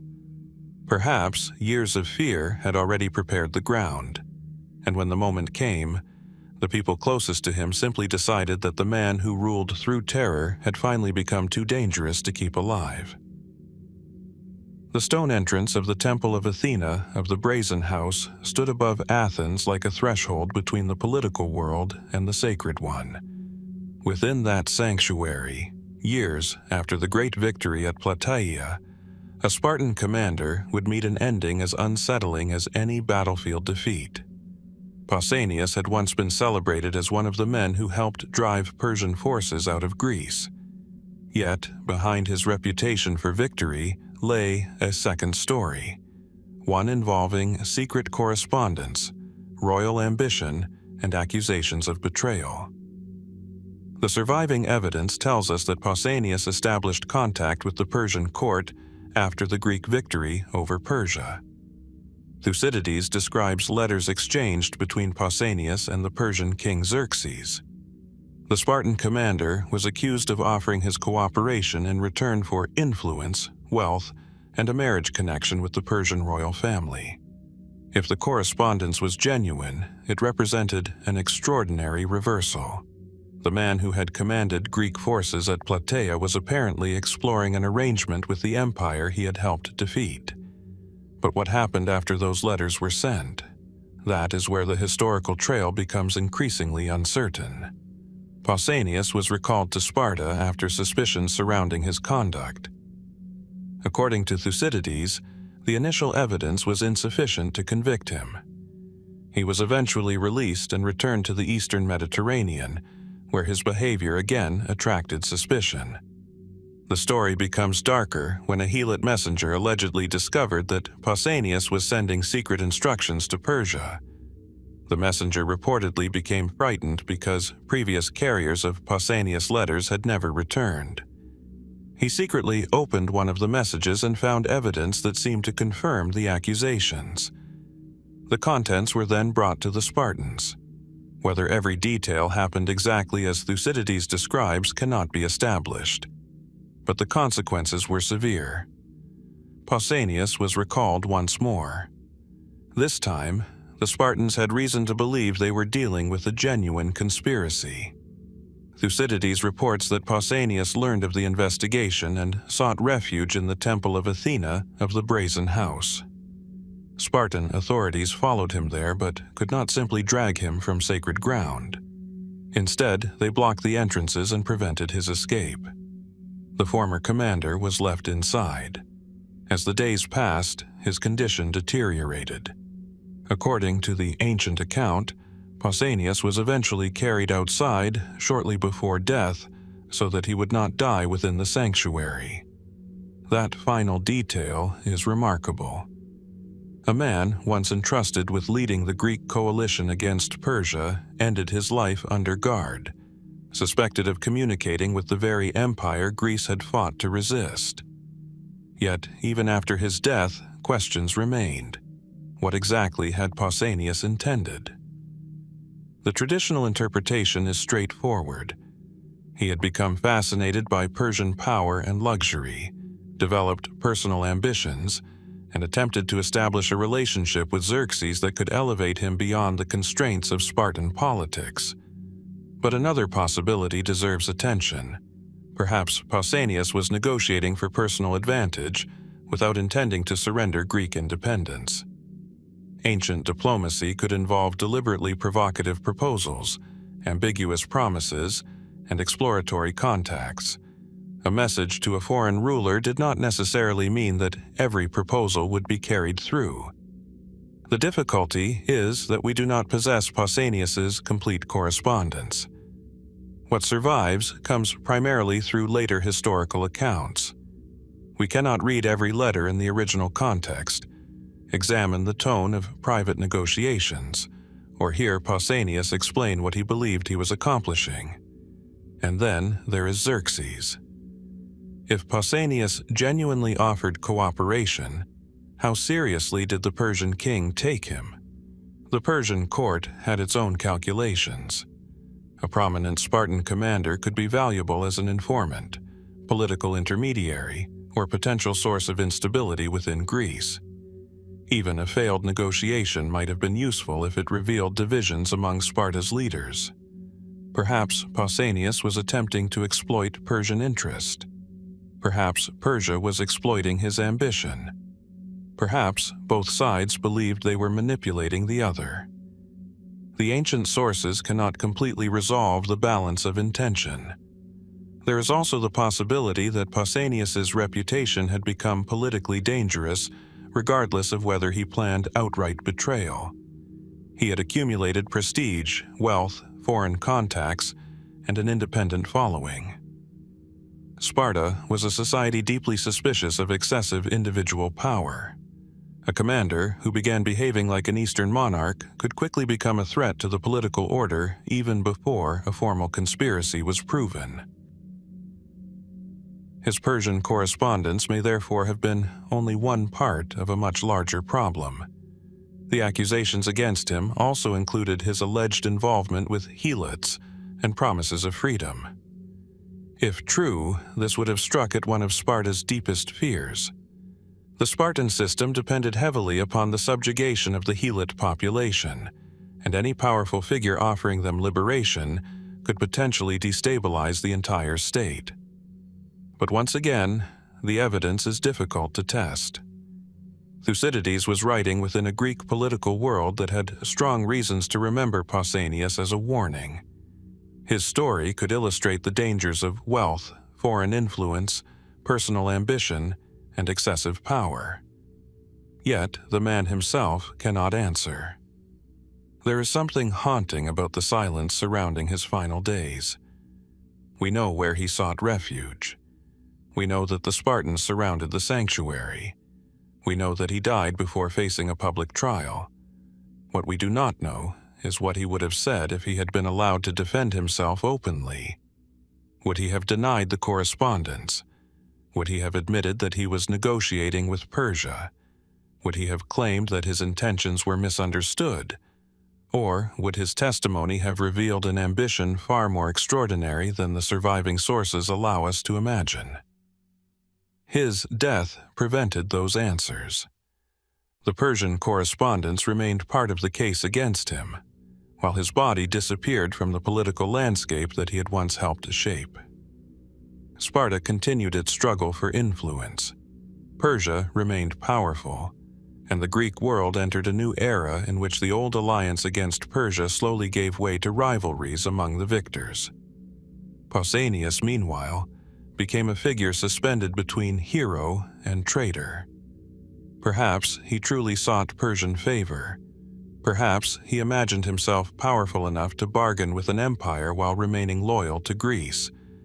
Or perhaps the surviving record preserves only the version of events that his enemies needed history to remember.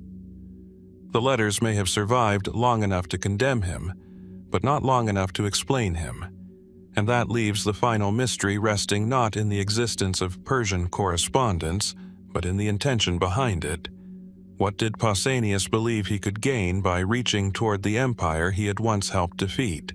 And how much of his true plan disappeared with him inside the sealed sanctuary? The marshes of the Nile Delta are a landscape of water, reeds, shifting channels, and low horizons. In antiquity, this maze of wetlands could conceal armies, fugitives, and entire communities from imperial forces. It was here, during the 5th century BC, that an Egyptian rebel named Inaros II emerged as one of the most formidable challengers to Persian rule in Egypt, and it was here that his story eventually dissolved into uncertainty. Inaros came from a prominent Egyptian family and was associated with the Libyan frontier.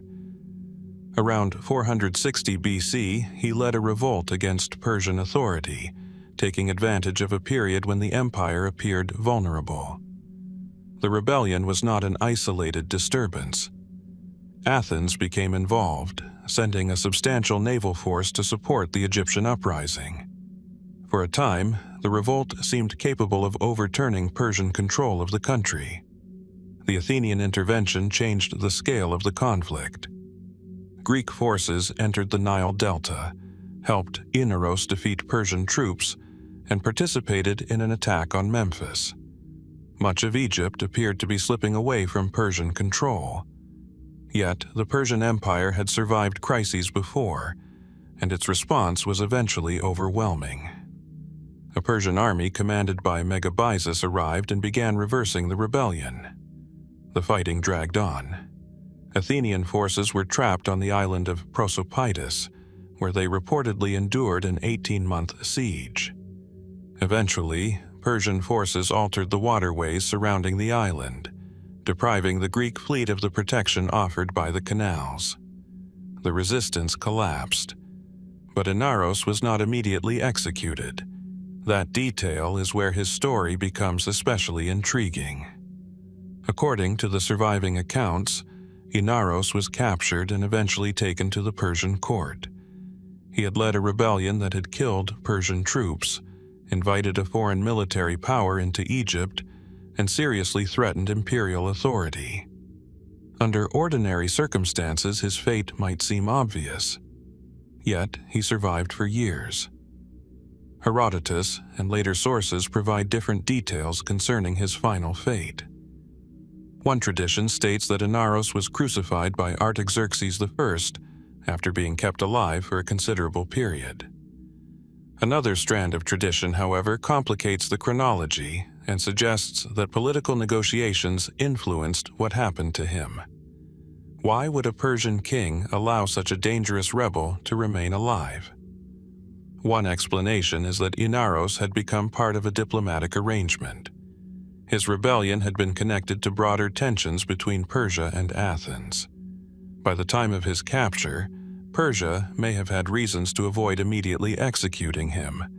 His continued existence could serve political purposes, particularly if negotiations with Greek powers were underway. There is also the figure of Amyrtius, another Egyptian rebel who continued resistance in the marshes after the collapse of Inaros's revolt. His survival demonstrates how difficult Persian authorities found it to impose complete control over the delta. The wetlands provided natural protection, and rebellion could persist even after major military centers had fallen. Inaros, therefore, may have been more valuable alive than dead, at least temporarily. But what happened during those missing years? The sources do not give us a continuous account. Ancient histories preserve major events, but the private negotiations, prison conditions, and political calculations surrounding Inaros are largely invisible. We do not know exactly where he was held, who questioned him, what promises may have been made, or whether he believed he would eventually be released. Some later interpretations have imagined that Inaros became the subject of a prolonged political bargain between Persian authorities and Greek representatives. Such possibilities cannot be firmly established, but they fit the broader diplomatic environment of the period. Persia and Athens were enemies, yet both sides repeatedly negotiated when circumstances demanded it. The fate of one Egyptian rebel could therefore become entangled with international politics. Still, the traditional account ends grimly. Inaros was eventually executed, reportedly by crucifixion. If this is correct, the punishment was not merely an act of vengeance. It would have carried a public political message. The man who had challenged Persian sovereignty had finally been reduced to a warning. Yet even this familiar ending leaves questions. Was Inaros executed precisely because negotiations had failed? Did a change in Persian policy make his continued survival unnecessary? Was he deliberately kept alive as part of a political agreement and then sacrificed when circumstances changed? Or did later historians compress a much longer and more complicated imprisonment into a simple story of capture and execution? There is another silence worth noticing. We know considerably more about the Athenian involvement in Egypt than we do about the personal life of Inaros. The Greek expedition has been reconstructed through military accounts, while the Egyptian perspective remains comparatively faint. The rebel leader who inspired resistance against an imperial power is remembered largely through the records of outsiders. That imbalance matters. Perhaps Inaros understood his revolt as part of a broader restoration of Egyptian independence. Perhaps his ambitions were more personal, rooted in regional power and family influence. Perhaps he believed Persian authority could be weakened enough to create a lasting, autonomous kingdom. Whatever his original intentions, the rebellion had consequences far beyond his own lifetime. Persian rule survived. Athens eventually withdrew. Egyptian resistance continued in other forms. The Delta remained a difficult landscape for imperial control, and the memory of rebellion did not vanish simply because its principal leader was captured. Inaros himself, however, becomes increasingly elusive as the historical record approaches his final days. The sources tell us that he rebelled, fought, survived the collapse of his cause, and eventually died under Persian authority. Between those points lies a shadowed period in which diplomacy, imprisonment, royal politics, and uncertainty overlap. Perhaps the missing details are nothing more than the ordinary gaps of ancient history. Perhaps they conceal negotiations that once seemed important, but were never recorded. Or perhaps the surviving accounts deliberately simplified Inaros's final years because the complicated truth was inconvenient to the powers that eventually prevailed. The marshes of the Delta preserved many secrets simply by being difficult to cross. Inaros' final story may have been buried by a different kind of landscape, the silence of the historical record.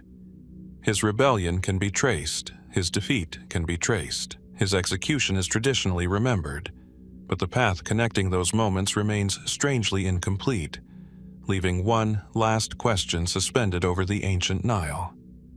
When the rebel leader disappeared into Persian custody, did history record his fate, or only the version of it that someone wanted remembered? The Nile Delta, in the 5th century BC, was a place where water could become a weapon. Reeds crowded the channels, marshes concealed movement, and the flat horizon offered little warning before an army appeared. Somewhere near Pausanias, in the midst of an Egyptian revolt against Persian rule, a royal commander named Achaemenes was about to meet his death. His body would fall not in a palace intrigue, but amid one of the most violent confrontations of the Egyptian rebellion. There is an important detail that history sometimes obscures. Achaemenes was not the son of Xerxes. He was his brother, the son of Darius I and a member of the Achaemenid royal family. His death, however, occurred during the reign of Xerxes, and his connection to the Persian throne made the event politically significant. Achaemenes had been appointed satrap of Egypt, where Persian authority was facing a serious challenge. Around 460 BC, the Egyptian leader Inaros II launched a revolt, and Athens intervened with military support. Persian forces suffered major defeats, and the rebels gained control over much of the country. For the Persian court, the situation demanded a forceful response. Achaemenes was sent to confront the rebellion. Herodotus provides the principal surviving account of what followed. The Persian army met the Egyptians and their Greek allies near Pausanias. The battle was chaotic, with fighting spreading across the field as Persian troops attempted to break the rebel forces. At some point during the struggle, Achaemenes was killed. Herodotus identifies Inaros himself as the man responsible. But was this really an assassination? The word suggests something planned, secret, and deliberate. The ancient evidence points instead toward a battlefield killing. Inaros was a rebel commander fighting against Persian forces, and Achaemenes was the senior Persian leader sent to suppress him. Their confrontation may have been personal in its consequences, but there is no reliable evidence that Inaros arranged a hidden murder beforehand. Yet, the circumstances surrounding Achaemenes' death remain intriguing. According to Herodotus, Inaros recognized Achaemenes during the fighting and killed him.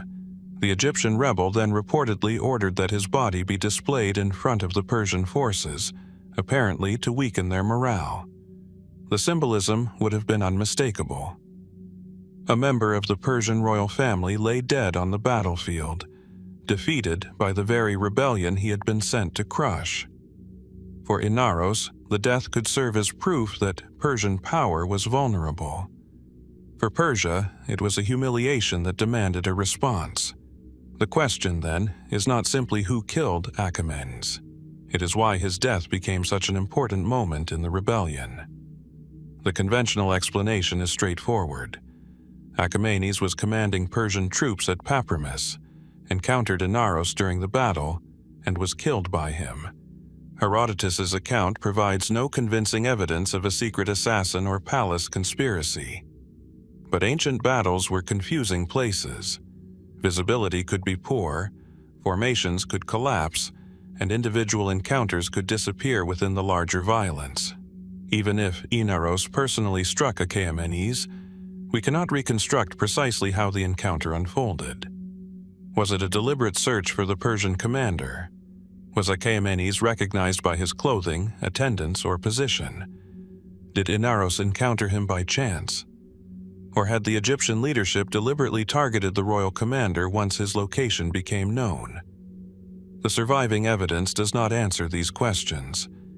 There is also a more political dimension to Achaemenes' death. Persian rulers relied heavily upon members of the royal family to govern important territories. The appointment of a prince or close royal relative to Egypt demonstrated the importance of the province and the confidence placed in its leadership. His death, therefore, represented more than the loss of one commander. It revealed the seriousness of the Egyptian revolt. Persian forces eventually recovered. A new army under Megabyzus was sent to Egypt, and the balance of power shifted dramatically. The Athenians and their Egyptian allies were eventually trapped and defeated. Inaros himself survived the collapse for some time before being captured.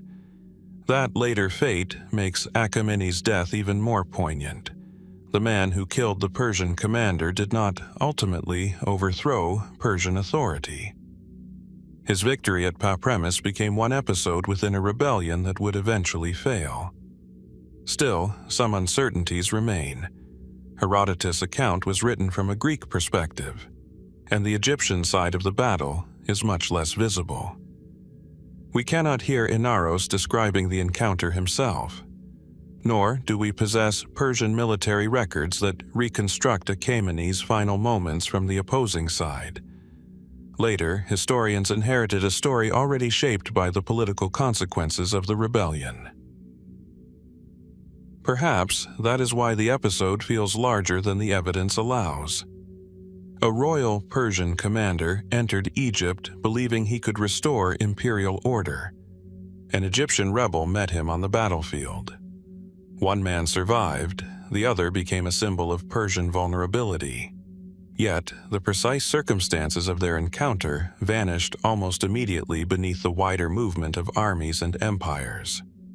There is no convincing evidence that Achaemenes was secretly murdered by a conspirator. The strongest surviving tradition places his death directly in the hands of Inaros during battle. But even a battlefield death can contain mysteries. What did Achaemenes see in his final moments? Did he recognize Inaros before the fatal encounter? Did the Persian commander realize that the rebellion had become far more dangerous than the royal court understood? And when his body was displayed before the defeated army, did the sight change the course of the battle, or merely become another grim symbol in a war already spiraling beyond control? The Nile continued to flow past Pausanias, indifferent to the fate of kings and rebels alike. The Persian Empire survived the crisis, while the man who had challenged it eventually disappeared into captivity. Achaemenes left behind no testimony of his final moments. Only the battlefield remains in the historical imagination, a royal prince fallen in Egypt, an enemy claiming responsibility, and a final encounter whose essential outline is known, while its most intimate details have been swallowed by time. The Aegean Sea has always carried more than ships. Its narrow passages connected rival cities, armies, merchants, and empires, while its islands became stepping stones between worlds that rarely trusted one another. By the middle of the 5th century BC, the waters around Greece and the eastern Mediterranean had witnessed decades of warfare between Athens and Persia. Then, according to later tradition, a diplomatic settlement brought the long struggle toward an unexpected pause. It became known as the Peace of Callias, or perhaps that name was given to something that never formally existed. That possibility has troubled historians for generations. The story is usually placed around the middle of the 5th century BC, after years of conflict between the Athenian-led Greek alliance and the Persian Empire. Athens had survived the Persian invasions of the early 5th century BC, and its power had subsequently expanded across the Aegean. Persian authority had been challenged repeatedly, while Greek fleets continued operating near the eastern Mediterranean. Eventually, tradition tells us, an Athenian statesman named Callias traveled to the Persian court. The supposed agreement that followed became one of the most debated diplomatic arrangements in classical history. According to later accounts, Persia accepted limits on its naval activity in the Aegean and agreed not to interfere with the Greek cities of Asia Minor. In return, Athens would end its attacks against Persian territory. If accurate, the settlement would have represented a remarkable transformation. Two powers that had spent decades testing each other's strength had finally established boundaries. But there is a problem. No surviving contemporary source clearly records such a peace treaty. That absence is the heart of the mystery. Herodotus, who wrote about the Persian Wars and their aftermath, does not explicitly describe a formal peace of Callias. Thucydides, despite discussing the changing relationship between Athens and Persia, provides no straightforward account of the treaty either. The detailed version emerges primarily from later authors. Some ancient writers clearly believed that a settlement had taken place. Others refer to diplomatic arrangements that resemble the terms later associated with the peace. But whether there was an actual treaty bearing Callias's name, a less formal understanding, or simply a later historical reconstruction remains uncertain. Perhaps the most important clue lies in what happened afterward.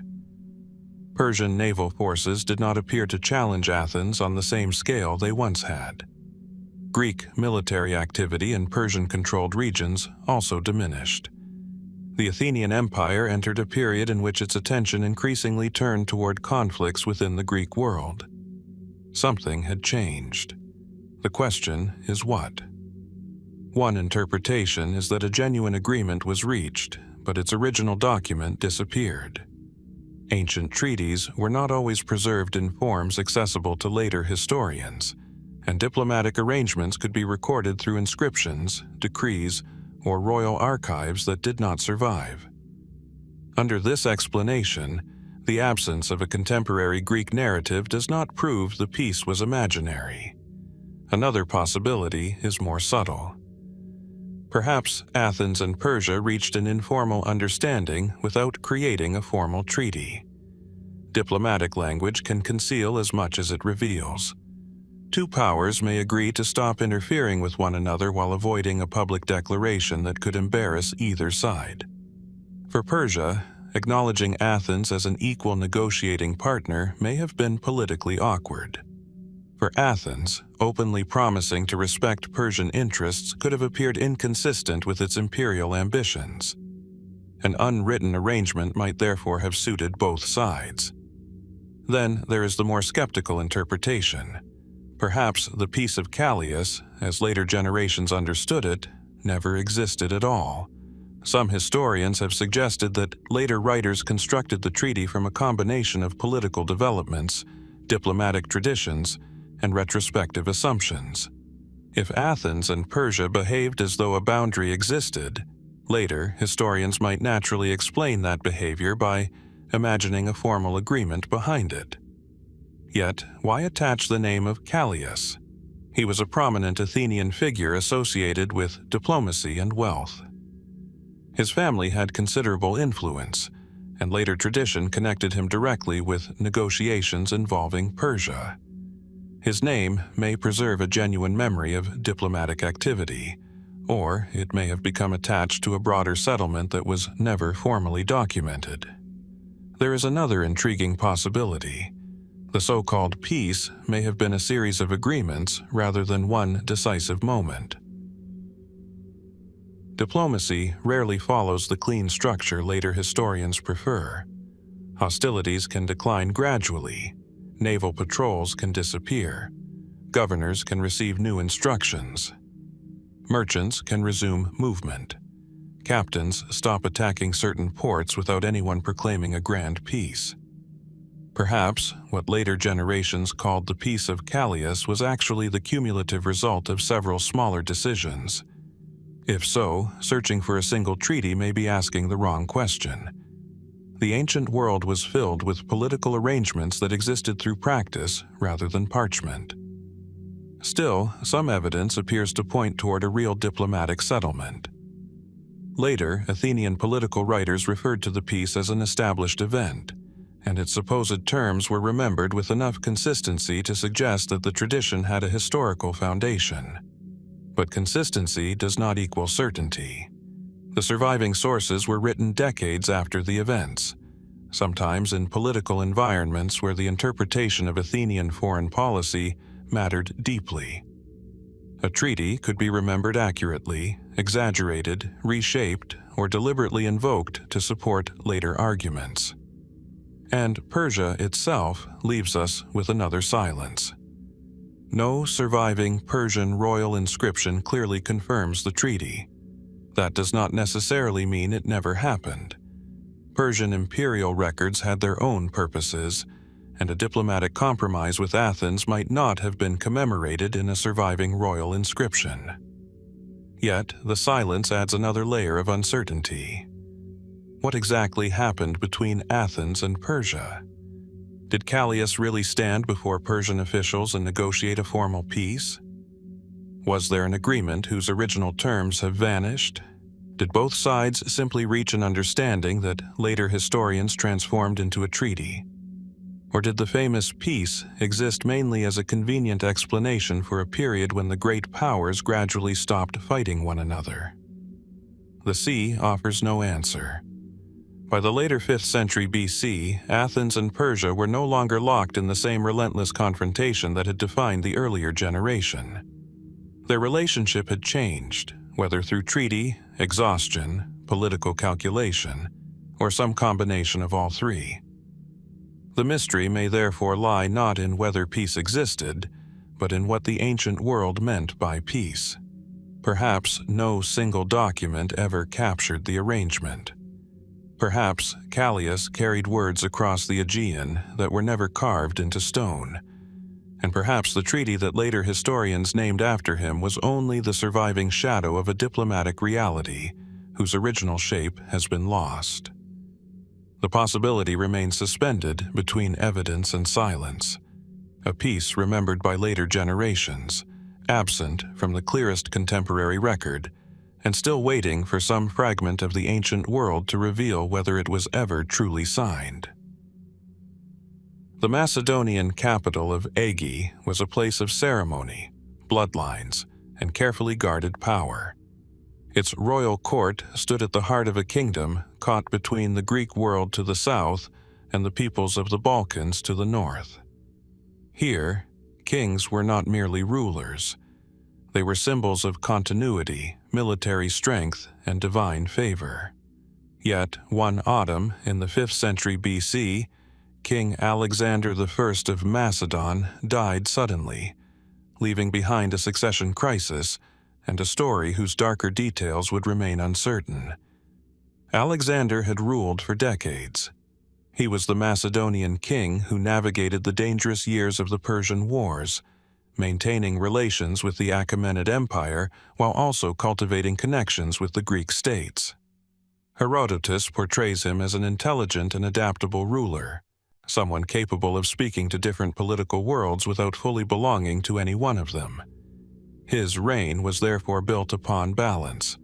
Persia was powerful. Athens was becoming powerful. Macedonia itself was still consolidating its position. Alexander had to survive between competing interests, sometimes cooperating with Persia while quietly assisting Greek resistance.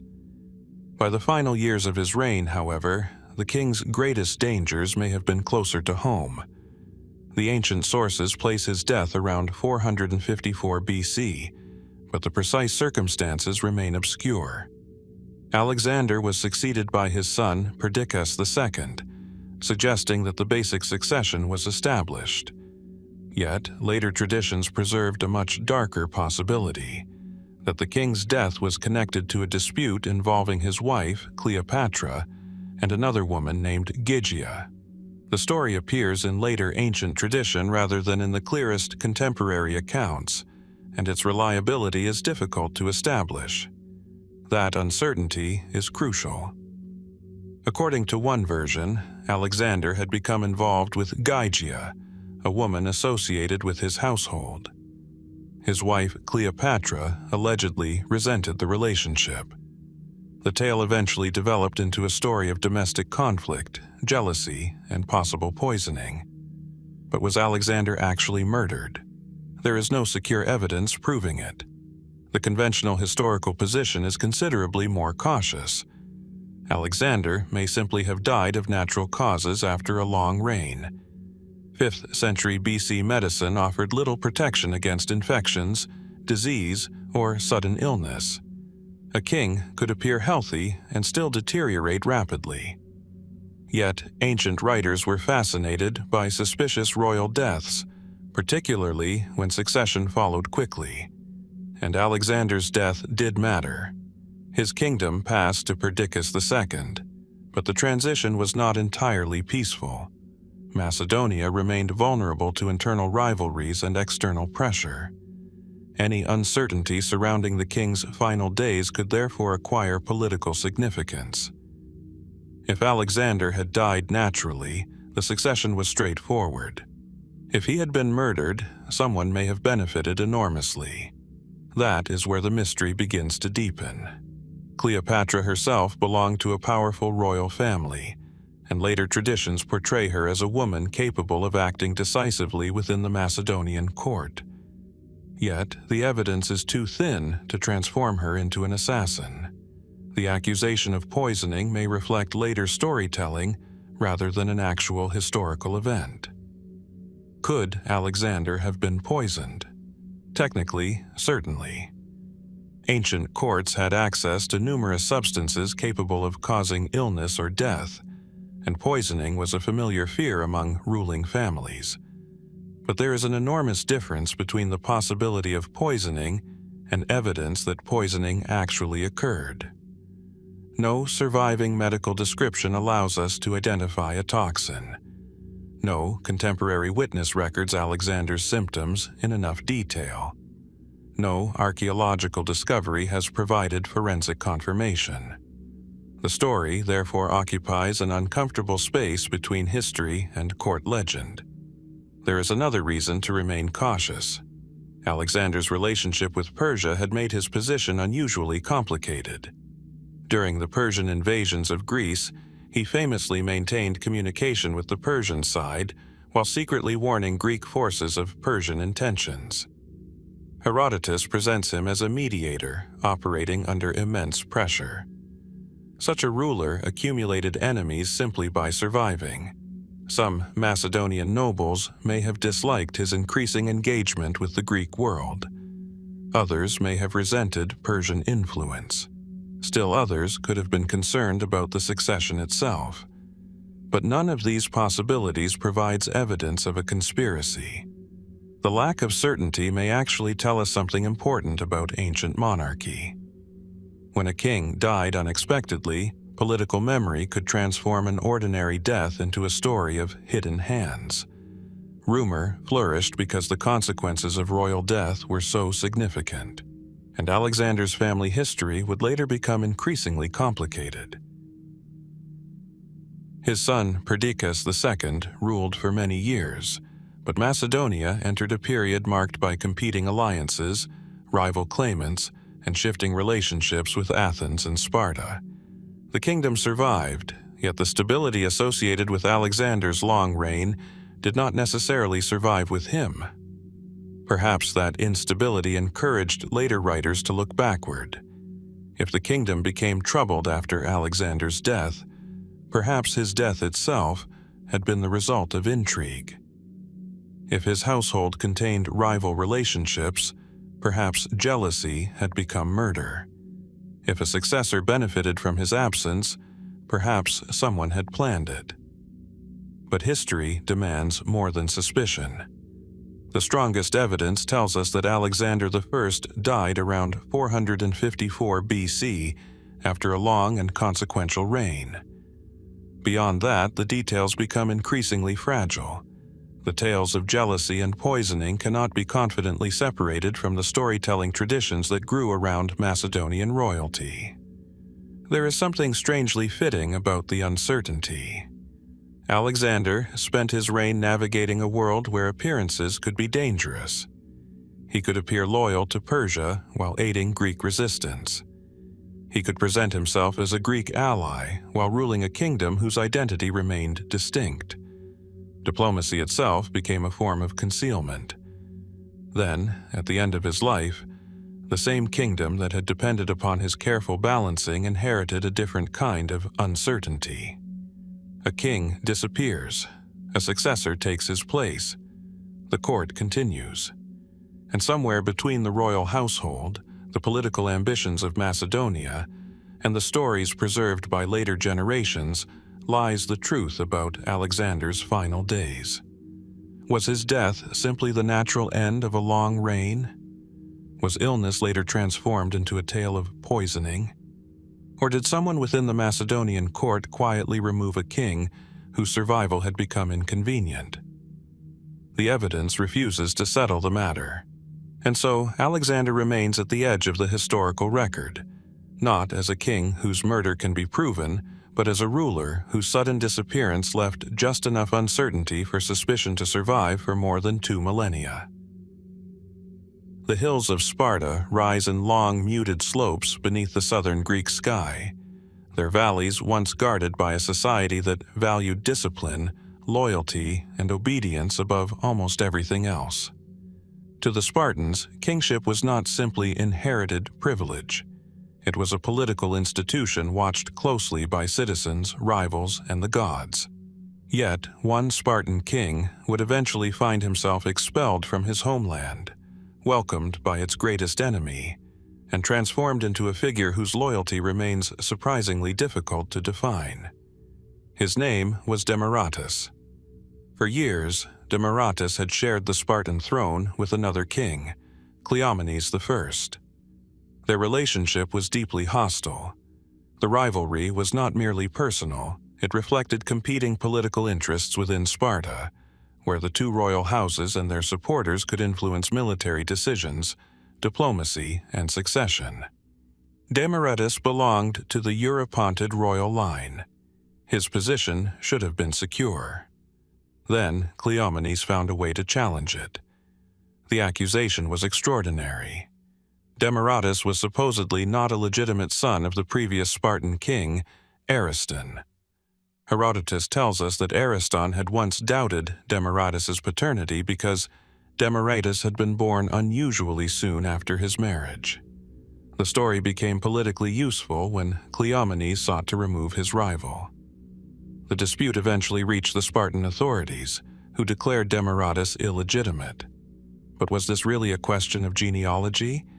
Or was ancestry being used as a political weapon? Demaratus was forced from the Spartan throne and replaced by Leotychidus, a rival connected to Cleomenes. Yet the story did not end with his humiliation. Demaratus fled to the Persian Empire. There, the former Spartan king was received by Darius I and given lands and privileges in Asia. For a man stripped of his position at home, the Persian court offered something remarkable: protection, status, and a new political life. But this created a profound contradiction. Demaratus was a Spartan king living under Persian protection, while Sparta itself was preparing for confrontation with the Persian Empire. When Xerxes later launched his invasion of Greece in 480 BC, Demaratus was present at the Persian court. This is where the accusation of treason becomes especially complicated. If Demaratus truly wished to betray Sparta, he had an extraordinary opportunity. He possessed intimate knowledge of Spartan society, its military customs, and the character of its warriors. Yet, the surviving accounts suggest something much more nuanced. Herodotus portrays Demaratus as repeatedly giving Xerxes information about Greece, while also warning him about the difficulties the Persian army would encounter. Most famously, Demaratus explained that the Spartans were unlikely to surrender simply because they were heavily outnumbered. He described their obedience to law and suggested that they would fight even when doing so appeared hopeless. That hardly sounds like the advice of a man eager to destroy his homeland. Yet, he was serving the Persian king. Could a person simultaneously serve a foreign monarch and remain loyal to his birthplace? In the political world of the ancient Mediterranean, the answer was not necessarily simple. Demaratus had been expelled by Sparta. His political enemies had stripped him of his crown. Persia had offered him refuge. Loyalty, in such circumstances, could become divided between homeland, dynasty, personal survival, and gratitude. Perhaps Demaratus genuinely felt betrayed by Sparta. Perhaps he regarded the Persian king as his legitimate protector. Or perhaps he was carefully preserving his position while quietly trying to reduce the danger facing Greece. Herodotus's account makes the ambiguity particularly striking. Before the invasion, Demaratus reportedly warned Xerxes that conquering the Greeks would be difficult. He explained that Sparta's military culture made its citizens exceptionally resistant to surrender. His advice was not simply flattering or convenient, it challenged the Persian king's confidence. At another point, Demaratus supposedly provided Xerxes with intelligence concerning the Spartan fleet. So, where should we place him? Traitor, informer, political exile, or a displaced king attempting to survive within an empire that had become his new patron? The accusation of treason becomes even harder to sustain because our principal source, Herodotus, was writing decades later. His history preserves remarkable detail, but it also contains speeches and conversations that cannot be independently verified. We cannot know the exact words Demaratus spoke to Xerxes, nor how accurately later tradition preserved his intentions. There is another possibility, more speculative but worth considering. Perhaps Demaratus understood that outright Persian victory would destroy the political world he had once belonged to. By advising Xerxes about Greek resistance, he may have been attempting to moderate Persian expectations rather than sabotage the invasion openly. A subtle form of resistance would have been safer than open defiance. After all, Demaratus was living under Persian protection. A direct act of betrayal against Xerxes could have cost him everything. Yet, he also could not simply become a Persian loyalist without consequences for his own identity. His position was inherently unstable. The former Spartan king eventually received estates and authority in Persian territory, and his descendants remained associated with the Persian Empire. His new life was therefore not a brief episode of exile. He had crossed a political boundary that was difficult to reverse, and that may be the key to understanding the mystery.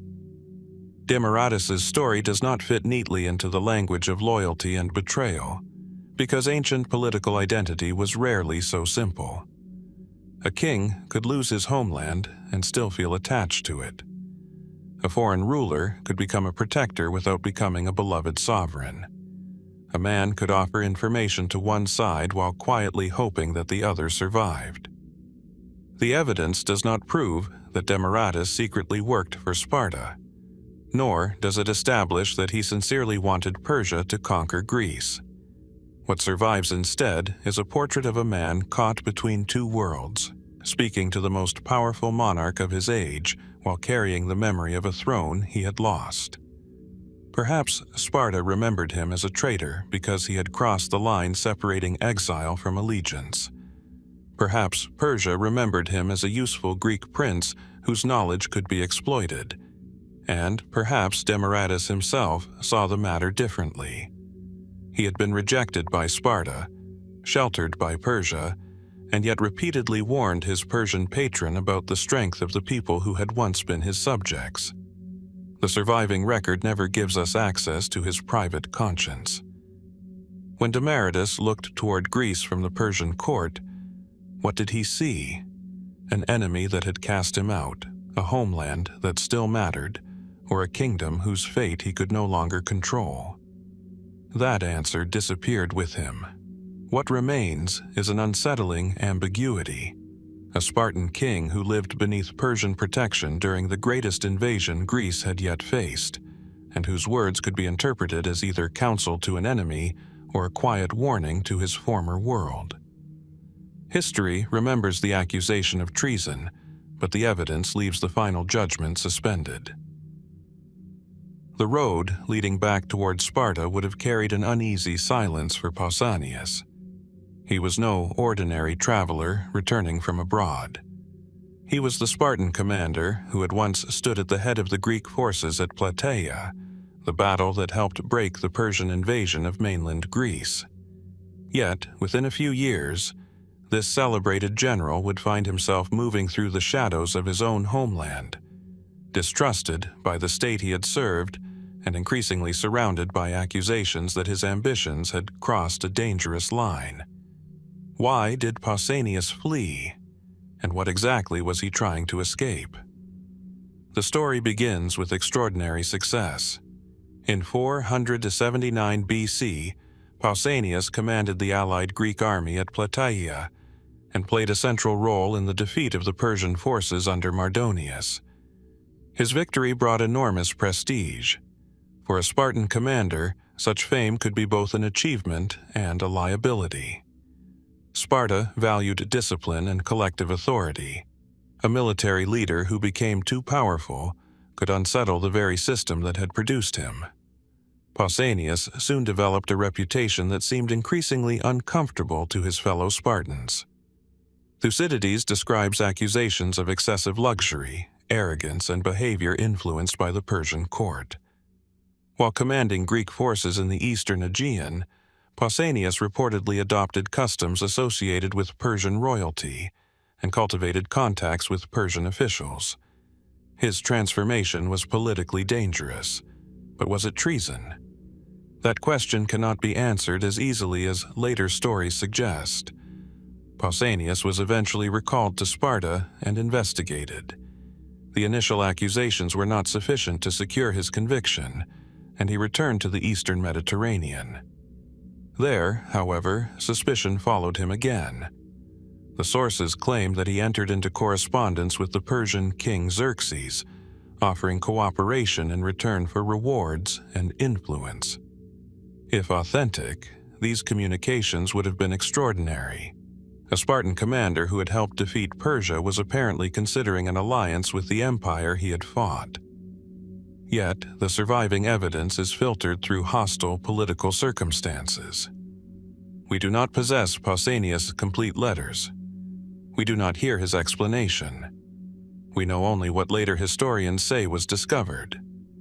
His situation became even more precarious when a messenger supposedly sent by Pausanias became suspicious after noticing that previous messengers had disappeared. The man secretly opened a letter and found what appeared to be evidence of a conspiracy. He brought the message to the Spartan authorities. The investigation intensified. Pausanias returned to Sparta, apparently realizing that his position had become impossible. But why did he flee rather than face another investigation? One straightforward explanation is fear. He may have known that the evidence against him had become stronger and understood that a second appearance before the Spartan authorities could result in imprisonment or execution. Another possibility is that exile itself was part of his strategy. Pausanias had already demonstrated that he could operate beyond Spartan territory. He had contacts among the Persians and considerable experience in the eastern Mediterranean. If Sparta no longer offered security, perhaps he believed that remaining abroad was his best chance of survival. Yet, this interpretation creates another question. If Pausanias genuinely intended to betray Sparta, why did he repeatedly return to it? Perhaps because he still regarded himself as a Spartan. Perhaps because his ambitions were not directed against his homeland itself, but against the political restrictions placed upon him. Or perhaps the accusations against him were partly shaped by a political struggle in which his enemies needed to transform an ambitious commander into a traitor. Sparta had reasons to fear men who accumulated independent influence. Pausanias possessed military prestige, foreign contacts, and knowledge of Persian affairs. He had experienced the luxury of Eastern courts and had seen political structures very different from Sparta's austere system. Such exposure could make a man dangerous even without a formal conspiracy. The ancient accounts also connect Pausanias with the Helots, the subordinated population whose labor sustained much of Spartan society. He was allegedly promising freedom to those who supported him. If true, this would have represented a threat far more serious than ordinary political dissent. But again, certainty is impossible. The accusations appear within a narrative written by later Greek historians who had strong reasons to emphasize the dangers of Persian influence and internal betrayal. Pausanias could easily become a cautionary figure. The victorious general who tasted foreign luxury, abandoned Spartan discipline, and eventually turned against his own people. Yet, real political life is rarely so clean. Perhaps Pausanias did communicate with Persia, but for reasons that were more complicated than personal ambition. Diplomatic correspondence could involve deception, negotiation, intelligence gathering, or attempts to secure favorable terms. A proposal made to an enemy does not automatically reveal the sender's ultimate intention. Could Pausanias have been trying to negotiate his own future? Could he have hoped to use Persian support to strengthen his position in Greece? Or did he genuinely imagine himself establishing a new political order in which Spartan authority would be replaced by something more closely aligned with Persian power? The evidence cannot decide. What we can trace is the gradual collapse of his position. The celebrated commander became suspect. The suspect became an exile. The exile became the subject of a deeper investigation. Eventually, according to Thucydides, Pausanias sought refuge in the temple of Athena of the Brazen House after learning that the Spartans intended to arrest him. The authorities surrounded the sanctuary and sealed its entrances. He was trapped within sacred ground, unable to escape without provoking a religious violation. It was a terrible reversal. The man who had once commanded thousands of Greek soldiers now possessed no army at all. The sanctuary offered temporary protection, but not freedom. The Spartans eventually blocked the entrances and waited. Pausanias was carried outside shortly before his death so that he would not die inside the temple. His flight had ended not on a road to another kingdom, but at the threshold of a sacred building in his own city. Yet, the original question remains: why did he flee? Fear is the simplest answer. Guilt is another. Political persecution cannot be dismissed. Nor can the possibility that Pausanias was attempting something far more ambitious than the sources allow us to see. His sudden exile may have been the inevitable consequence of a conspiracy, or the final stage of a political struggle in which his enemies had already decided what he was. The truth may lie somewhere between those extremes. Pausanias left behind no surviving defense of his intentions. His Persian correspondence, whatever its full meaning, became evidence against him rather than a voice through which he could explain himself. And so, the road of the Spartan commander ends in an unsettling place. A celebrated victor transformed into a fugitive, carrying secrets between Sparta and Persia, until even the walls of his homeland could no longer shelter him. Was Pausanias running from justice, from political enemies, or from the consequences of plans he had already set in motion? The ancient sources leave the door open, and behind that door, the last intentions of one of Sparta's most celebrated commanders remain in darkness. The northern Aegean was a landscape of restless water, fortified harbors, and contested cities when Thucydides entered the war as an Athenian commander. In 424 BC, the historian who would later become one of antiquity's most penetrating observers was entrusted with the defense of Amphipolis, a strategically important settlement on the Strymon River. Within a matter of days, the city was lost. The consequences followed him for years. Thucydides himself records the event with unusual restraint. He was serving as one of the Athenian generals responsible for protecting the region when the Spartan commander Brasidas arrived unexpectedly. Thucydides was at Thasos, commanding a fleet, while Amphipolis faced immediate danger. He hurried toward the city, but Brasidas persuaded its inhabitants to surrender before Thucydides could reach them. Amphipolis fell. For an Athenian general, the failure was serious. The city controlled an important route toward the resources of northern Greece, including timber and other materials vital to Athenian power. Losing it meant more than surrendering a settlement. It threatened the wider strategic position of Athens. Thucydides was subsequently exiled. That much is relatively secure. What remains uncertain is the precise nature of his punishment, the political atmosphere surrounding it, and how much the experience shaped the historian who emerged from it. The irony is extraordinary. A military failure forced Thucydides away from Athens, yet exile gave him access to something an active Athenian commander could rarely possess: the enemy's world. He spent years observing the conflict from outside his city. He could travel through areas controlled by Sparta and speak with people on both sides.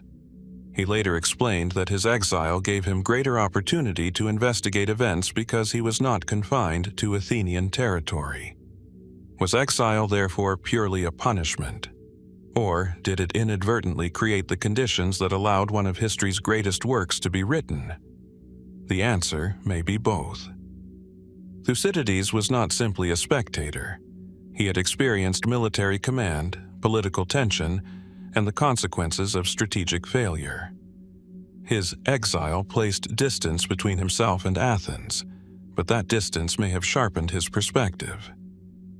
His history of the Peloponnesian War is remarkably different from many ancient historical narratives. There are no gods descending to determine every outcome, no easy division between heroes and villains, and little interest in comforting explanations. Instead, Thucydides examines fear, ambition, calculation, reputation, and the pressures that drive communities toward destructive decisions. Could exile have influenced that approach? It is impossible to prove, but the possibility is compelling.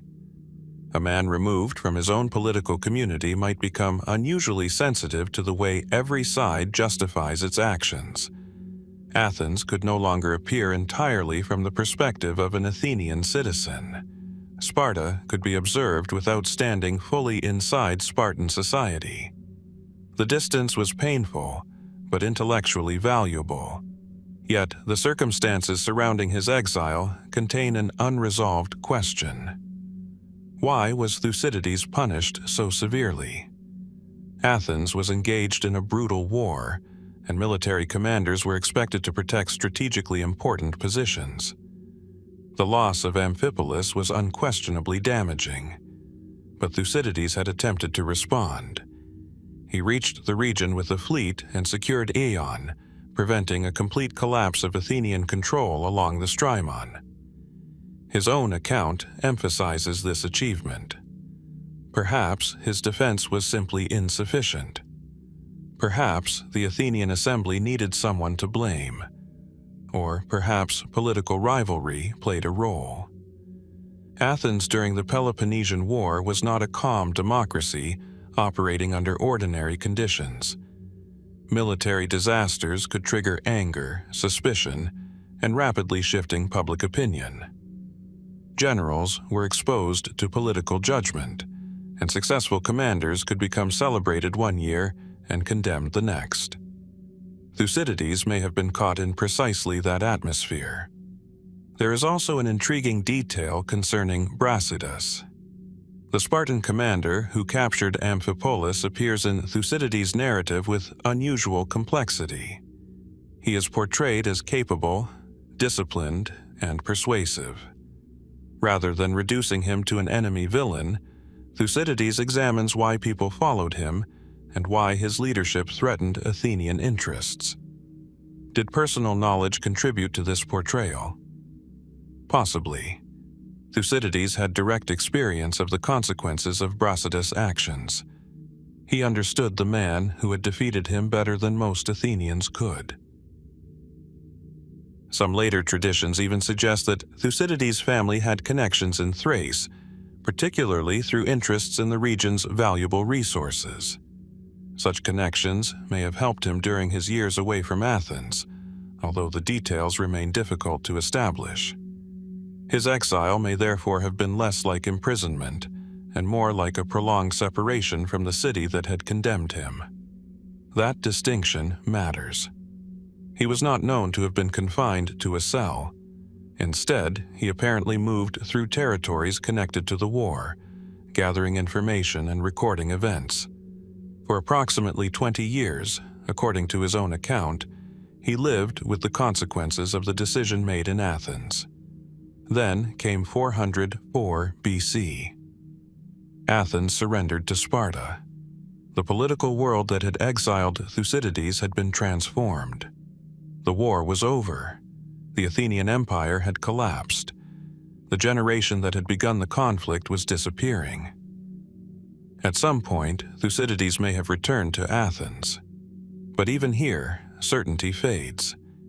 The ancient evidence does not provide a complete account of his return, his later life, or the precise circumstances of his death.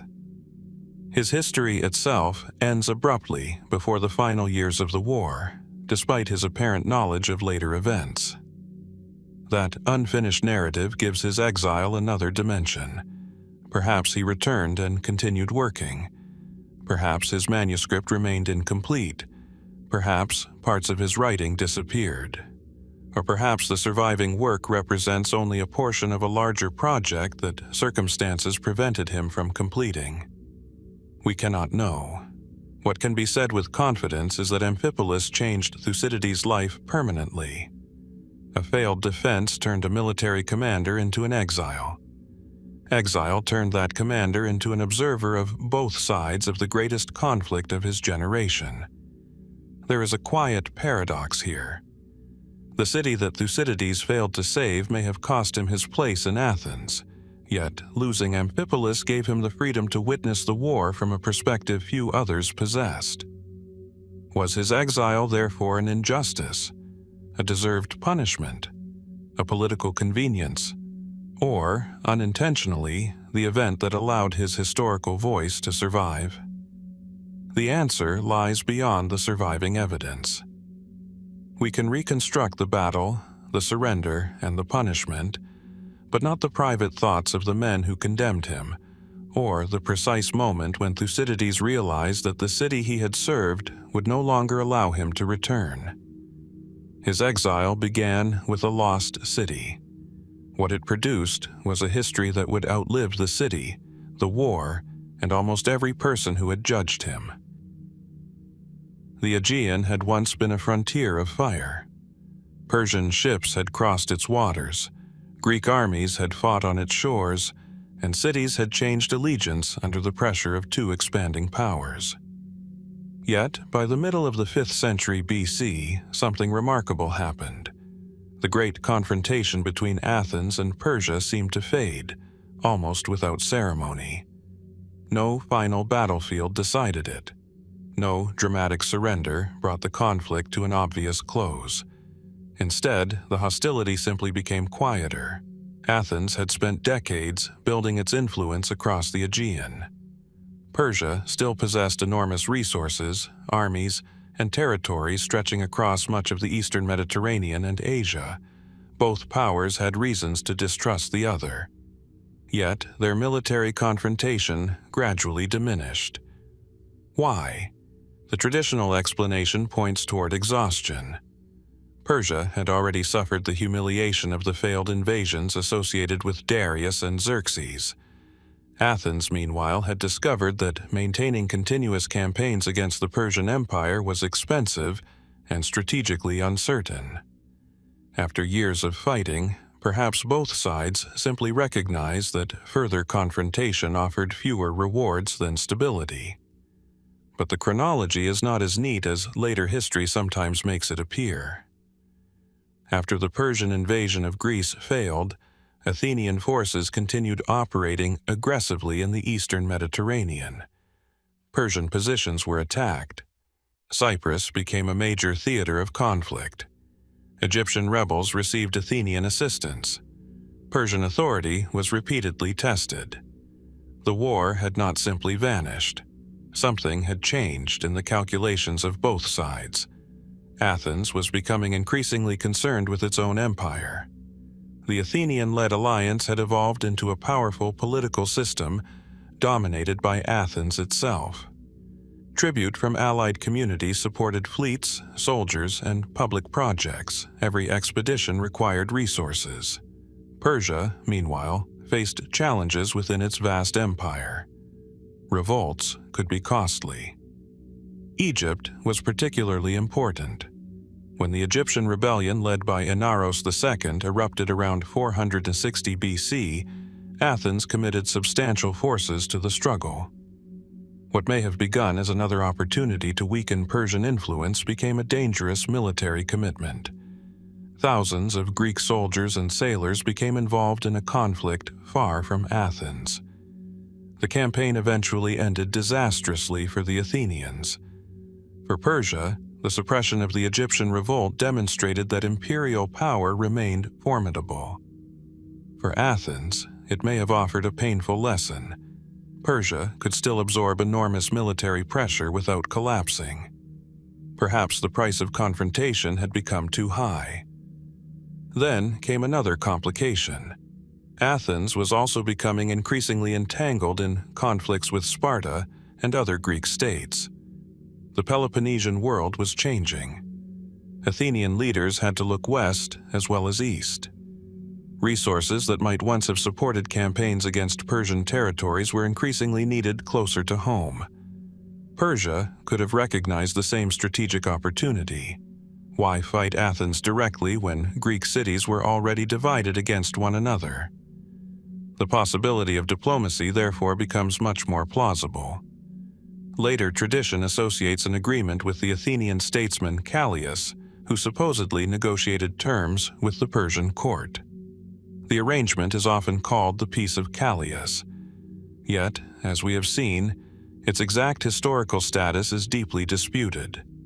No surviving contemporary source clearly preserves a formal treaty. That silence matters.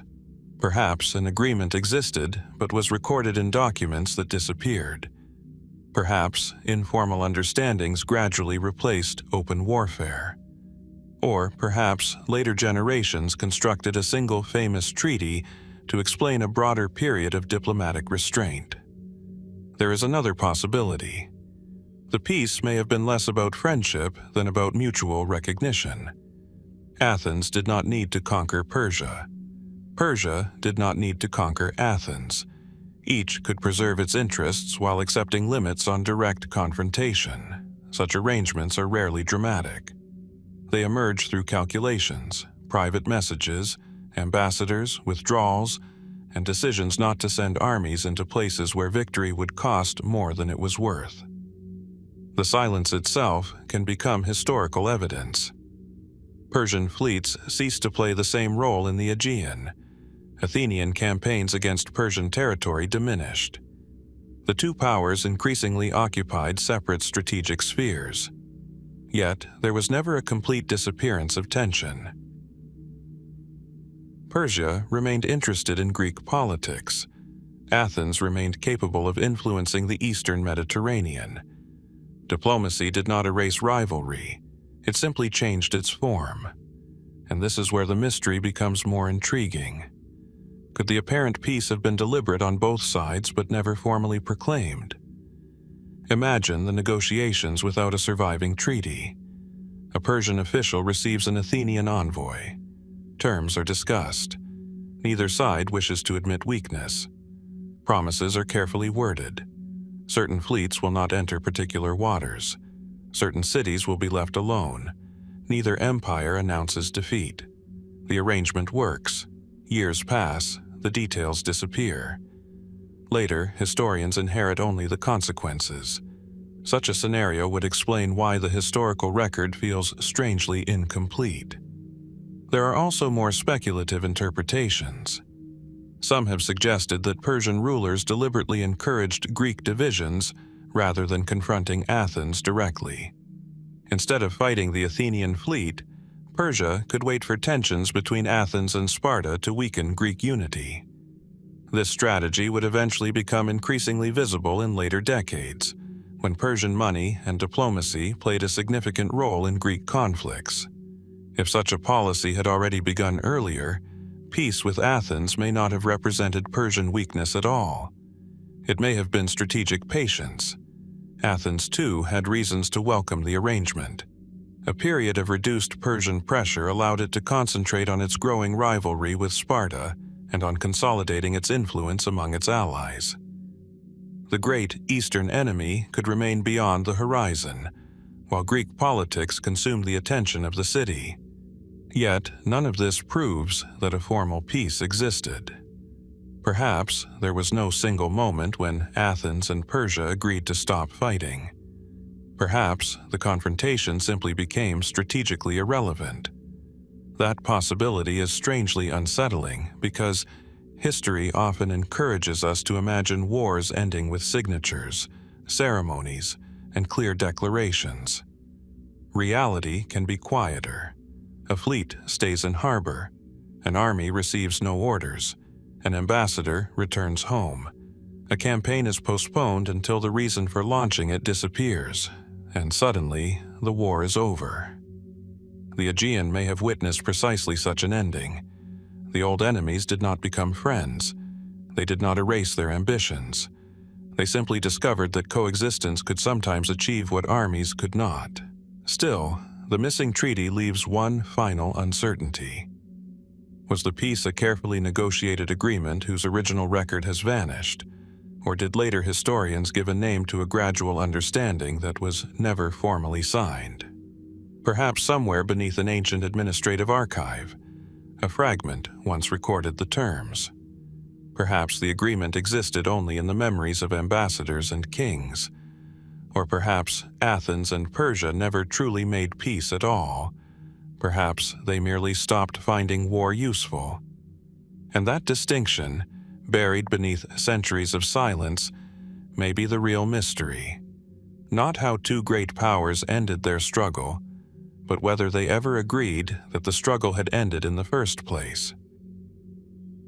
The waters around Olynthus were far from the great naval theaters where Spartan fleets had once projected their power. Here, in northern Greece, the struggle was fought across dusty roads, fortified walls, cultivated plains, and fields where armies could disappear behind low ridges before suddenly colliding. It was during one of these campaigns, in 381 BC, that the Spartan Admiral Teleutias met his death. There was no palace chamber, no poisoned cup, no hidden assassin waiting in darkness. Teleutias appears to have died openly, amid the violence of battle. Yet the circumstances of his final engagement reveal something more unsettling: how a commander celebrated for discipline and courage could be drawn into a situation where personal authority, military confidence, and battlefield pressure converged with fatal consequences. Teleutias was not an insignificant figure in Spartan history. He was the half-brother of King Agesilaus II and belonged to the royal family, giving him a position of considerable prestige.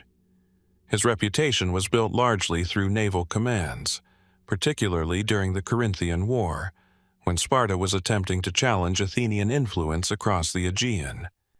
He was remembered as an effective leader, but effectiveness could become dangerous when confidence hardened into certainty. By the early 4th century BC, Sparta had emerged as the dominant Greek power following the defeat of Athens in 404 BC.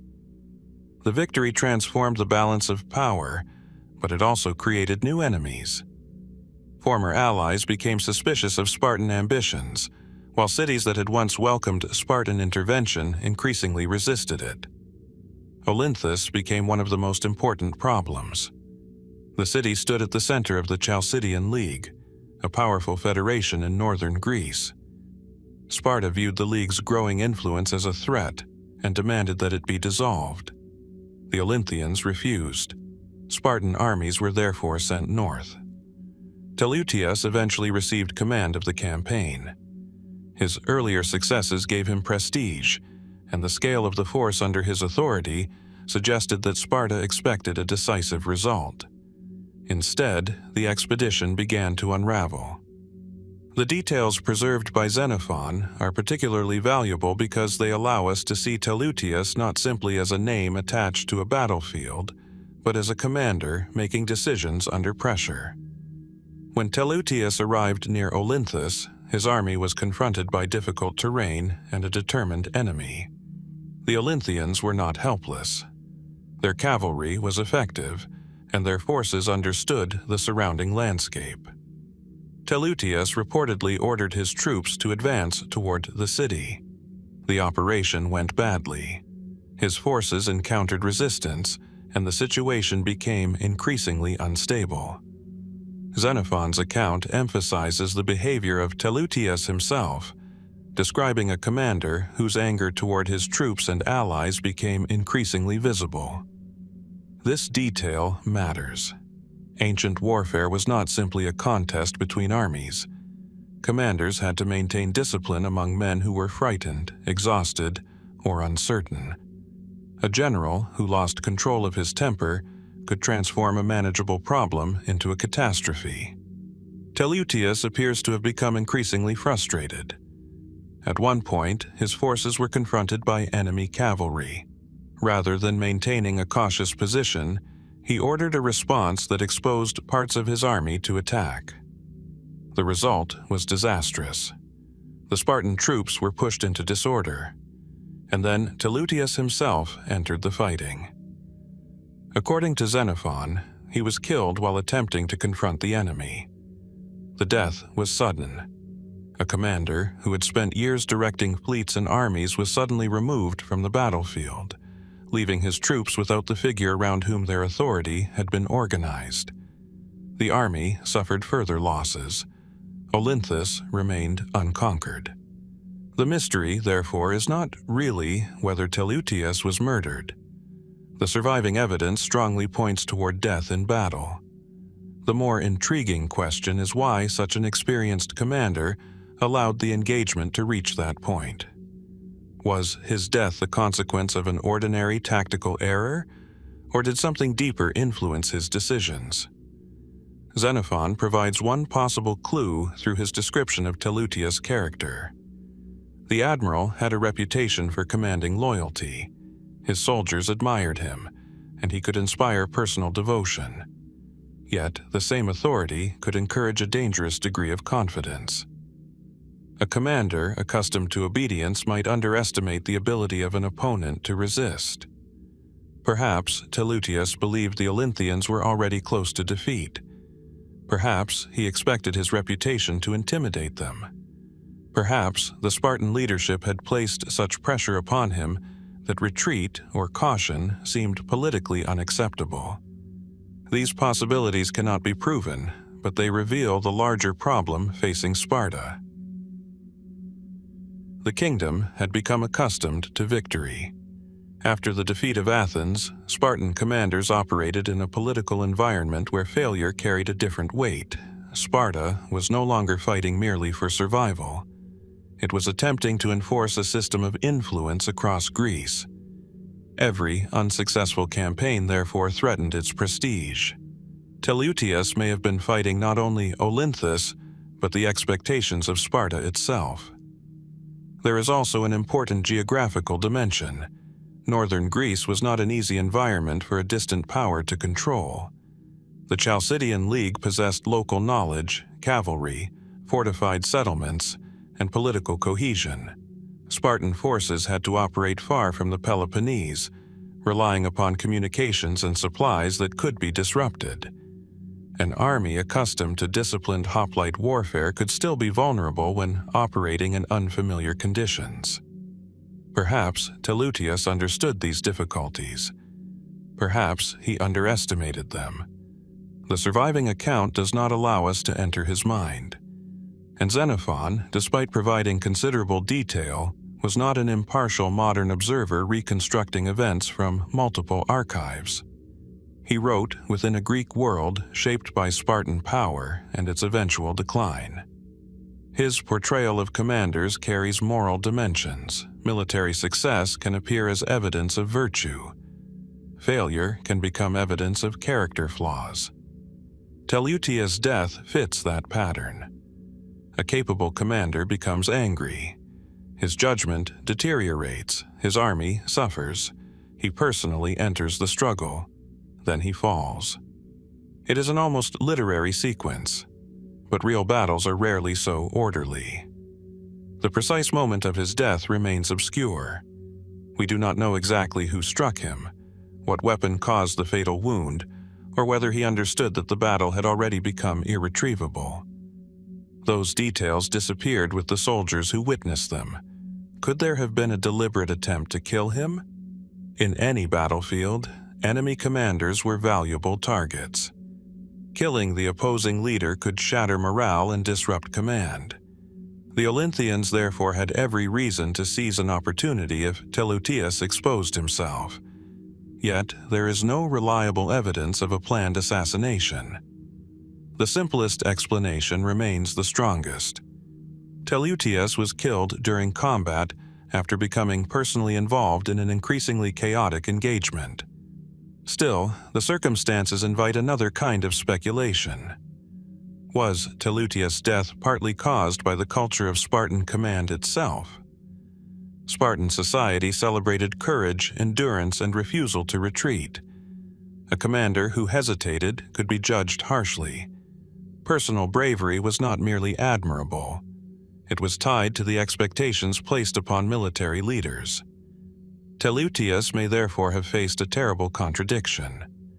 The qualities that made him respected could also push him toward unnecessary exposure. To remain behind the lines was strategically sensible.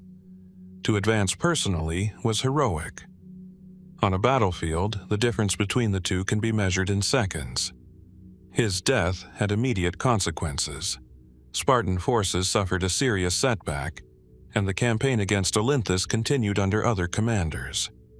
The city would eventually fall, but not before demonstrating how difficult Spartan power could be to impose upon resistant Greek communities. Teleutias had died seeking victory over a city that Sparta considered politically necessary to subdue. His body became part of the cost. There is something haunting about the absence of a final testimony. We know the broad sequence because Xenophon preserved it. We know the campaign, the opposing forces, the failed operation, and the death of the commander. But the last private moment remains inaccessible. Did Teleutias realize his men were losing? Did he believe a personal charge could restore their confidence? Did he simply act according to the instincts that had made him successful throughout his career? Or had the pressures of Spartan politics narrowed his choices until retreat became almost unthinkable? The historical record cannot answer. What it does reveal is a commander caught at the boundary between courage and recklessness, authority and pressure, reputation and reality. Teleutias entered the northern campaign carrying the prestige of Sparta. He left it as a fallen commander on an unfamiliar battlefield. Olynthus would continue resisting for a time. Sparta would continue imposing its will across Greece. Yet, the death of Teleutias exposed a weakness that military victories could conceal. Even the most disciplined power could misread the intentions of its enemies, and even its most respected commanders could become trapped by the expectations surrounding them. The Persian Empire in the middle of the 4th century BC was still immense, stretching across Anatolia, Syria, Egypt, Mesopotamia, and deep into Asia. Yet an empire of such scale depended upon something more fragile than walls or armies: obedience. Satraps governed distant provinces, collected revenues, commanded troops, and possessed enough authority to become dangerous if the royal court lost its grip. In western Anatolia, that balance began to fracture around the satrap Artabazus. His revolt did not immediately resemble the dramatic collapse of an empire. There was no single thunderous battle that decided Persia's fate. Instead, the crisis unfolded through shifting alliances, foreign intervention, military reversals, and an eventual disappearance into exile. And even after Artabazus returned to Persian favor, questions remained about what had really happened. Artabazus belonged to an influential Persian family and served as satrap of Hellespontine Phrygia, a strategically important region bordering the Aegean world. His position placed him close to the Greek cities and islands where Persian authority had long competed with the ambitions of Athens. By the 350s BC, that relationship was becoming increasingly unstable. Persia itself was confronting serious internal pressures. The empire's rulers had to manage rebellious provinces, ambitious governors, and the growing independence of local powers. At the same time, Athens was attempting to rebuild its influence across the Aegean through what historians call the social war. The political landscape was therefore crowded with competing interests. Artabazus found himself at the center of them. Around 356 BC, he rebelled against the Persian king Artaxerxes III. The precise motives are difficult to reconstruct. Perhaps the satrap feared that the royal government intended to weaken his authority. Perhaps taxation and military demands had become intolerable. Perhaps rivalries at the Persian court encouraged him to make a dangerous bid for independence. Or perhaps the revolt began less as a declaration of independence than as an attempt to preserve his position. That distinction matters. Satraps did not necessarily rebel because they wanted to destroy the empire. Sometimes, rebellion was a negotiation conducted with armies instead of ambassadors. A provincial governor could resist royal orders, gather troops, and seek foreign assistance while still hoping to secure a better position within the imperial system. Artabazus appears to have understood the value of outside support. He turned toward Athens.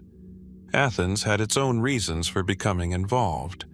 Persian instability could create opportunities in western Anatolia, while supporting a rebellious satrap could weaken the authority of Artaxerxes III without requiring Athens to confront the entire empire directly. Two Athenian commanders, Cyrus and Charadamus, became involved in the struggle. Their participation transformed the rebellion. What had begun as a Persian internal crisis was now connected to Greek military power. For a time, Artabazus and his allies achieved notable successes. Persian forces were defeated in several encounters, demonstrating that the satrap's rebellion was more than a symbolic gesture. His position became serious enough to threaten the authority of the Persian king in western Anatolia. But victories created a new problem. Athens was already fighting the social war, and its resources were stretched. The Athenian government could not simply allow one of its generals to pursue an independent war in Persian territory if doing so risked provoking a larger confrontation.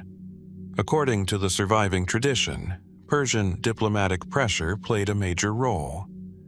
Artaxerxes III reportedly warned Athens that continued military assistance to Artabazus could have serious consequences. Persia possessed enormous resources and could potentially support Athens' enemies. Athens eventually withdrew its support. For Artabazus, the consequences were severe. His rebellion lost the foreign military assistance that had helped sustain it. Persian forces regained the initiative. Artabazus was defeated, and then he vanished into exile. Not forever, but long enough for his story to take another remarkable turn. He fled westward to Macedonia, where he found refuge at the court of Philip II. This detail is especially striking. The Persian satrap, who had challenged the Achaemenid king, eventually sought protection from the Macedonian monarch whose son, Alexander, would later destroy the Persian Empire. At the time, however, there was no certainty that Macedonia would become the force that reshaped Asia. Philip was still consolidating his power. Artabazus therefore entered a royal court that was itself rising in influence, perhaps without realizing how significant that connection would eventually become. His exile raises another question. Why did Philip accept him? The most practical explanation is political. Artabazus possessed valuable knowledge of Persian administration, military organization, and Western Anatolian politics. A Persian nobleman with direct experience of the imperial system would have been a useful guest for a Macedonian ruler whose ambitions were expanding. But there may have been something more personal. Artabazus was connected by marriage to important Greek and Persian circles. Later tradition associates his family with influential figures at the Macedonian court. His descendants would eventually become deeply involved in the world created by Alexander. The rebel who had once fought Persia was therefore becoming connected to the dynasty that would one day conquer it. Yet, Artabazus' revolt did not end with exile. Years later, after Artaxerxes III's death and the accession of Darius III, Artabazus returned to Persian service. This is where the story becomes particularly revealing. If he had truly sought the destruction of Persian authority, why would the Persian monarchy restore him? Perhaps the revolt had never been interpreted as an irreparable act of treason. Perhaps political necessity mattered more than revenge. Or perhaps the changing circumstances of the empire allowed an experienced aristocrat to become useful again. Darius III reportedly trusted Artabazus enough to appoint him to an important position. The former rebel eventually became one of the older Persian figures surrounding the court during the rise of Alexander. His return is almost paradoxical. The empire had punished him. Then it needed him. The same political system that had forced him into exile eventually accepted his service again. Could this suggest that the revolt was less ideological than later descriptions imply? Possibly. Ancient empires were not always divided into simple categories of loyalists and traitors. A satrap could rebel against a particular king while remaining attached to the broader Persian political order. Personal allegiance, family interests, provincial authority, and imperial identity could overlap in complicated ways. Artabazus' behavior fits such a world surprisingly well. There is also an intriguing question about the role of Athens. The Athenians initially supported Artabazus, but later withdrew. Did they genuinely believe he could challenge Persian power, or were they simply exploiting the revolt for their own strategic purposes? Perhaps both. Athenian commanders could see an opportunity while politicians in Athens feared the consequences of provoking Persia too deeply. The withdrawal of support may therefore have been less a betrayal of Artabazus than a calculation that the rebellion had become too dangerous. For Artabazus, however, the distinction would have mattered little. His allies had disappeared. His army had been defeated. His political position had collapsed. He had to leave the Persian world behind. Yet exile gave him something unexpected: proximity to Macedonia. And Macedonia was about to become extraordinarily important. Artabazus eventually returned to Persia, but his family connections with Macedonia and the Greek world endured. When Alexander invaded Asia in 334 BC, members of Artabazus' family occupied prominent positions in the new political order that emerged. There is an almost poetic symmetry to this. A Persian rebel, once driven into Macedonia, would later see the empire he had challenged threatened by a Macedonian army. Did he understand what was coming? We cannot know. The sources do not preserve his private thoughts during those final years. We know his movements, his alliances, his exile, and his eventual return to Persian service. But the inner calculations that shaped his decisions remain largely inaccessible. Even the beginning of his revolt is difficult to pin down with certainty. Was Artabazus responding to pressure from Artaxerxes III? Was he defending hereditary privileges? Was he encouraged by Athens? Was he attempting to create an autonomous power base? Or did events simply move beyond his control after an initial dispute with the royal court? Each possibility changes the character of the rebellion. Under one interpretation, Artabazus was a provincial governor attempting to protect his authority. Under another, he was a genuine challenger to Persian sovereignty. A more cautious reading sees him as an aristocrat navigating an unstable political environment, using rebellion, diplomacy, foreign alliances, and eventually reconciliation whenever circumstances demanded. None of these explanations completely resolves the mystery. What makes his story particularly fascinating is that the rebellion did not destroy him. He survived defeat. He survived exile. He returned to the Persian court, and he lived long enough to witness the beginning of the catastrophe that would eventually engulf the Achaemenid Empire. His fate therefore stands apart from the usual stories of rebellion, where defeat leads directly to execution or disappearance. Artabazus instead passed through several political identities: satrap, rebel, exile, Persian servant, and eventually an elder statesman standing near the end of an imperial age. Perhaps the greatest uncertainty is not why Artabazus rebelled, but how much of his rebellion was truly a rejection of Persia. Maybe he never intended to sever himself completely from the empire. Maybe he was fighting for position rather than independence. Maybe exile changed him. Or perhaps the Persian monarchy understood something that later generations sometimes forget. Political enemies can become useful allies when circumstances change. The surviving record leaves us with a man who challenged one of the most powerful monarchies of the ancient world, lost, disappeared into Macedonia, and somehow returned to serve the very empire he had defied. Behind that extraordinary reversal lies a question history cannot quite close. When Artabazus looked back upon his revolt in the final years of his life, did he remember it as a failed attempt at freedom, or simply as one dangerous move in the endless game of survival played inside the Persian court? The answer was never preserved. And somewhere between rebellion and reconciliation, the true motives of Artabazus remain just beyond the reach of the surviving record.